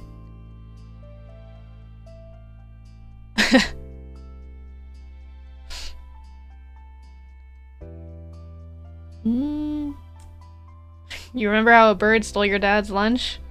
Cove instantly started laughing at the memory of the bird taking off with Mr. Holden's sandwich. After all these years, it was still a once-in-a-lifetime sight.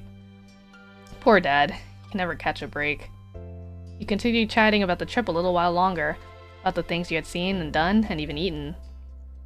A lot of the memories Cove had of the trip were similar to your own, but you were also surprised to hear of a few other things from his point of view. So much had happened that there was no shortage of things to talk about. The place certainly had a nostalgic quality about it. Your spirits were light as you ambled past information boards and picnic areas. But before long, he decided it was time to bring the short stop to an end and head back to the car to get on the road again.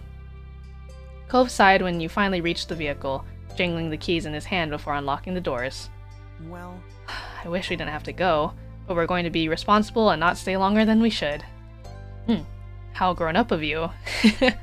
He smiled slightly, and with that, the two of you jumped into the car, buckled in, and he put it in drive. You were getting closer and closer to town as the sun started setting, though we're still far enough away that the radio stations were unfamiliar to you. Cove twisted the dial this way and that before stumbling onto a channel with a song he seemed to like. That was a rare gift from the fates in a sea of static, strange radio jockeys, and grating tunes. His face immediately brightened at the sound of it, and he drummed his fingers along the bottom of the steering wheel happily.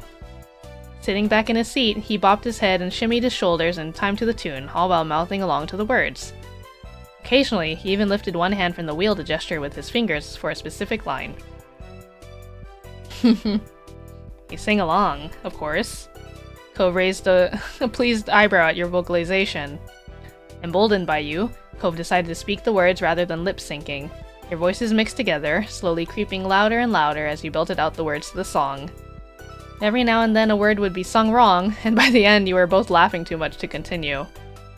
The song ended, and Cove reached over to start cycling through the radio stations again. Upon finding nothing tolerable, he flipped the dial off in defeat and leaned back in his seat with a sigh.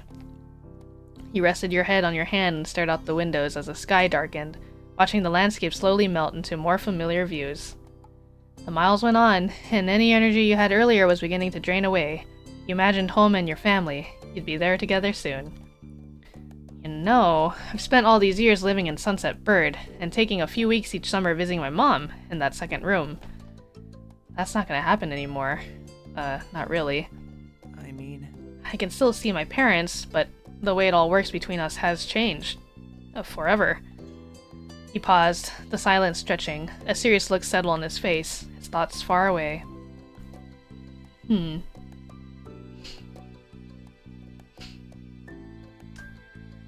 Yeah, I'm a little concerned about the future. So many things will be different. I hope I'm ready for... Cove's mouth pulled into a tight line, and he gave a small nod. You got the feeling that he understood how you felt. Cove stared straight ahead, down the long, long road. The path looked like it'd never end from where you were, but that wasn't true. Eventually, he found a few more words to say. I'm so glad. I think it's good we were able to do this trip, without any parents or chaperones. It was just us. We did it all. I don't know, I feel a little more independent now. A little more ready for what's ahead. Yeah, I'm not sure I'll ever be ready. The thought of leaving home, my mom's, it's scary. Cove sighed solemnly. The topic seemed to wear on Cove, and he made an attempt to find something else to speak on. So, I'm kinda sad about getting back. I'm gonna miss having you right there tonight. His eyebrows dipped, and he laughed at himself in embarrassment. That sounded way more forward than I meant it to. It's just nice when you're nearby. He let out a little chuckle yourself, and the atmosphere became more relaxed, the two of you falling into a comfortable silence. The sky outside grew ever darker as the hours passed by, the stars blinking on like tiny fireflies painted onto a canvas of blue. The scenery continued transitioning between open roads, industrial areas, and beach towns, becoming increasingly recognizable as time went on. You felt somewhat disconnected from the world around you as you watched it through your window, your tired mind growing hazy. It was a strange, reflective feeling, but peaceful nonetheless. Soon enough, the world would return to you, and you'd find your feet firmly on the ground. Couldn't be helped. The venture would end, life would continue, but your memories would linger on. Wow, we finished step 3! And then summer ended, and this would transition us into step 4, but it is already 10, so I'm gonna save here. Yes, save. And then we will come back to step 4. Yeah! Finally, we're getting to the end, the real end. And wow, we're gonna be old. Okay, not that old. We're gonna be older. And that's very exciting. You be the guide for step 4. Yes, the kitty. Thank you. I will appreciate any and all help, of course. But yes, now that we are here, let me show you. So I've got the schedule for next month prepared. And it's going to be, unfortunately, it is also going to be a little short. I know March is our next full month, but... Here, let me actually put it in front of me for a second. Boop. I'm right here. I'm just hiding. That is the schedule for March! Ironically, the Thursdays of March were also the same numbers as the numbers for February. Isn't that funny? So, next week, Thursday, the 6th of March, we'll have another Crab's Treasure. Yeah! I know, one of my friends has been bugging me to get back into it, and I do want to return to that because we barely touched that game. So I'd like to continue on with some more Another Crab's Treasure. Then Thursday, what am I saying? And then the next Thursday after that, we're gonna do our first co-working stream. I've never done this before, but I have some work that I'm gonna be needing to finish in March. Not anything that I can show, unfortunately, but I'd like to spend the time on stream, you know, just I thought it'd be nice to work together. I'm not sure like how we'll go about it. Like I was like, should I just not have any BGM? Like, do you guys prefer to listen to your own music, or would you prefer that I play my own BGM? Most likely I mean, I don't know. I guess it would just depend on my mood for the day, particularly, but yeah, I need to get some work done, so if you'd like to keep me company and also do some work or just chat, that's basically what that stream will be. Then the Thursday after that, the 20th, we're gonna be starting another new game, Slime Rancher.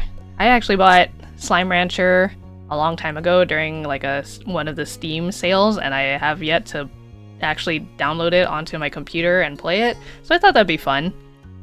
Something fun to do. And then, yeah, as I said, unfortunately, it's going to be a little short. No stream at the end of the month for March, just because I'm going to be out of town. Gotta go somewhere. So no stream that week. Though I'm thinking, obviously no promises, but I'd like to try and squeeze in a Gorilla stream somewhere in between the 6th and the 20th, just so that way it will make up for, you know, the Thursday that I won't be able to stream at the end of the month.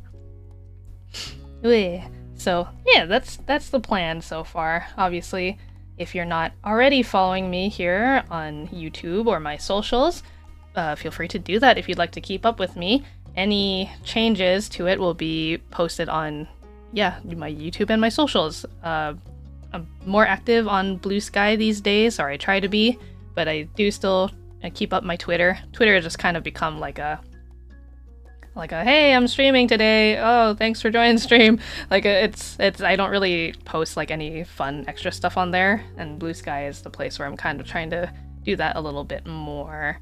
Though I recently posted some art, I don't know if anybody saw that, from that collab that I did on Monday. I did a supermarket collab. For anyone who wasn't able to catch it, I was on Casper Catacini's channel. I was there with Hazumi and Dobi, Jun, Akane, Kohaku, Hyoma, Abaddon, Cody, Arieti, and am I missing anyone? It was... and I'm pretty sure I named everyone in my mind. Yeah, I think that was everybody. We had about 9 people. It was quite a big collab. It was the first big fun collab that I've done. Actually, I want to talk about it a little bit because I do feel kind of bad. It was my first big collab in a while. Like, the last big collab I ever did was like before I even was streaming consistently. I had just kind of joined in on a mutuals like big collab that they did. I wasn't even using my current model, my VTuber model yet. It was just I was simply a PNG at the time.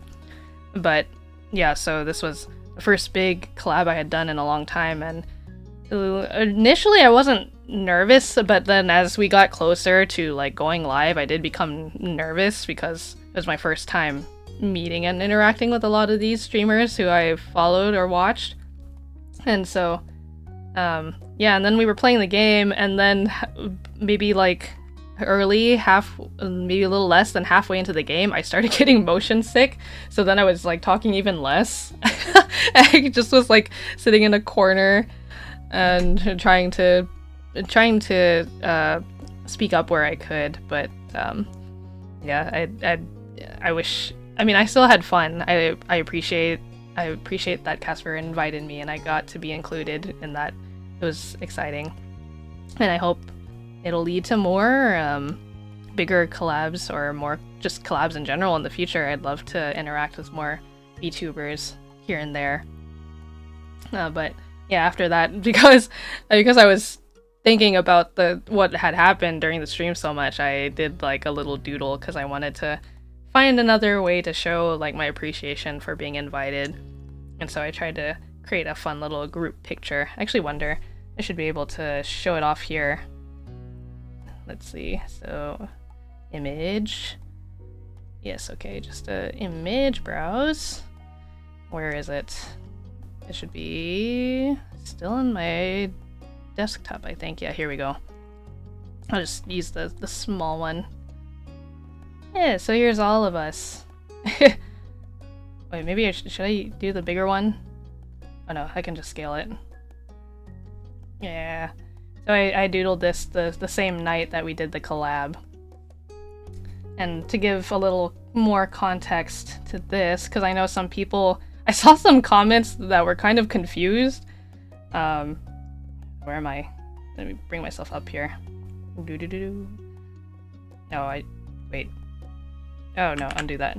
Oh god! Bring the image this way.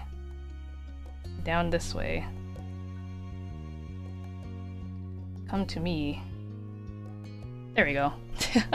So, from left to right, we've got Abaddon holding a box of grocery products and goods. So our first supermarket was called it was like Spanish for the microwave market or something like that. And that was Casper's choice, but then we had kind of messed some things up. So we had to restart and make a new store, and that became Evil Market. And so we have the Evil Market box and produce in there. And we have Dobie next to Abaddon holding a cat. The cat is actually from the game. There was like a cat that you could go behind the store and like pet every day. I don't think we played enough to know what happens if you kept petting the cat. But there was a cat that we would go and pet every working day. Then there's Hazumi and Ariete, and then Casper's in the middle because Casper was the one who organized the collab. And Casper has big naturals because around the second half of the game they changed their player model from the male to a female, and there was a funny little bit where June had was starting to hit on Casper, despite Casper being his boss. And so there's June doing the hover hand. I don't know if you can see it, the hover hand over Casper's shoulder. And June is holding a hammer because when we had initially started the game, and so I wasn't streaming my POV, so a lot of people don't know this, but when we started the game, or when we had started like all joining into the game, the stream hadn't officially started yet. And so we were kind of just like running around and like picking up the brooms and whatever other items were on the floor. And I noticed there was a wall with the hammers. So I actually picked up the hammer. I was the first one to grab the hammer from the wall, but I couldn't do anything with it. And I didn't know so the only way to use a hammer is like if you were to face a wall that you wanted to destroy, and then you could swing it to destroy the wall. So I was just kind of standing around with the hammer, not able to do anything. And I was like trying to figure out like, what do I do with this? And June saw me and was like, whoa, where'd you get that hammer? And went and grabbed a hammer. And so then I hear like the crushing sound of the wall, and June goes, oops, I think I just cost us money. and then I realized, like, because I tried to go back to where I had picked up the hammer, and I was facing a wall, and then the hammer tells you like the price of the cost of like what swinging the hammer will do, like what damage it will do, and I didn't know that's what it meant, so I just clicked and swung the hammer and destroyed the other wall. So both June and I had cost $8,000 in damages to the market from the hammers. And then we have Kohaku, who's got one of the brooms. There were a lot of brooms that you could use, and the brooms in game were used to sweep at robbers, but I don't think we ever experienced any robber players because I would just kind of like standing around and watching them walk, and it didn't really seem any different. So it just was like, well, how do you know that they're stealing? How, like, do I just have to keep like sweeping my broom at everybody? And then obviously, yeah, there's me gripping onto a broom for dear life because I was motion sick. And then there's just Cody looking cool. And that was our group. It was our whole collab group. And so yeah, I shared that with the others in our group chat after I finished it, and I'm glad it made them happy. They seemed to like it. I thought it was cute. And yeah, I think that's all the announcements I have for now. There's not really too much more to talk about. I mean, I guess I could keep talking about the collab, but we're already 30 minutes over my usual time. And I gotta go eat. I haven't had dinner, and all that talk about food just like making me hungry. So yeah, I will post the schedule up on the free chat on my YouTube page, so you will be able to see it wherever. I'm also going to post it on my Blue Sky and Twitter, so if you would also follow me there. Any changes, again, are going to be posted on socials when they happen, but for now, this is kind of what you can generally expect from me in the coming month.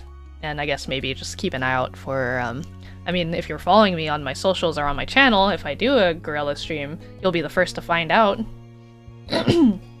So make sure you got those notifications turned on. And with that, I'm gonna bid you all a good night, and I will see you all later. Bye everybody, thanks again for joining. We'll find some time to finish up our life, maybe in next month or so, after March, I don't know. I guess I'll have to think about it. We'll see. Bye, good night, Kitty, have fun at your gala. Thanks for stopping by. See you all later. Night. Bye-bye.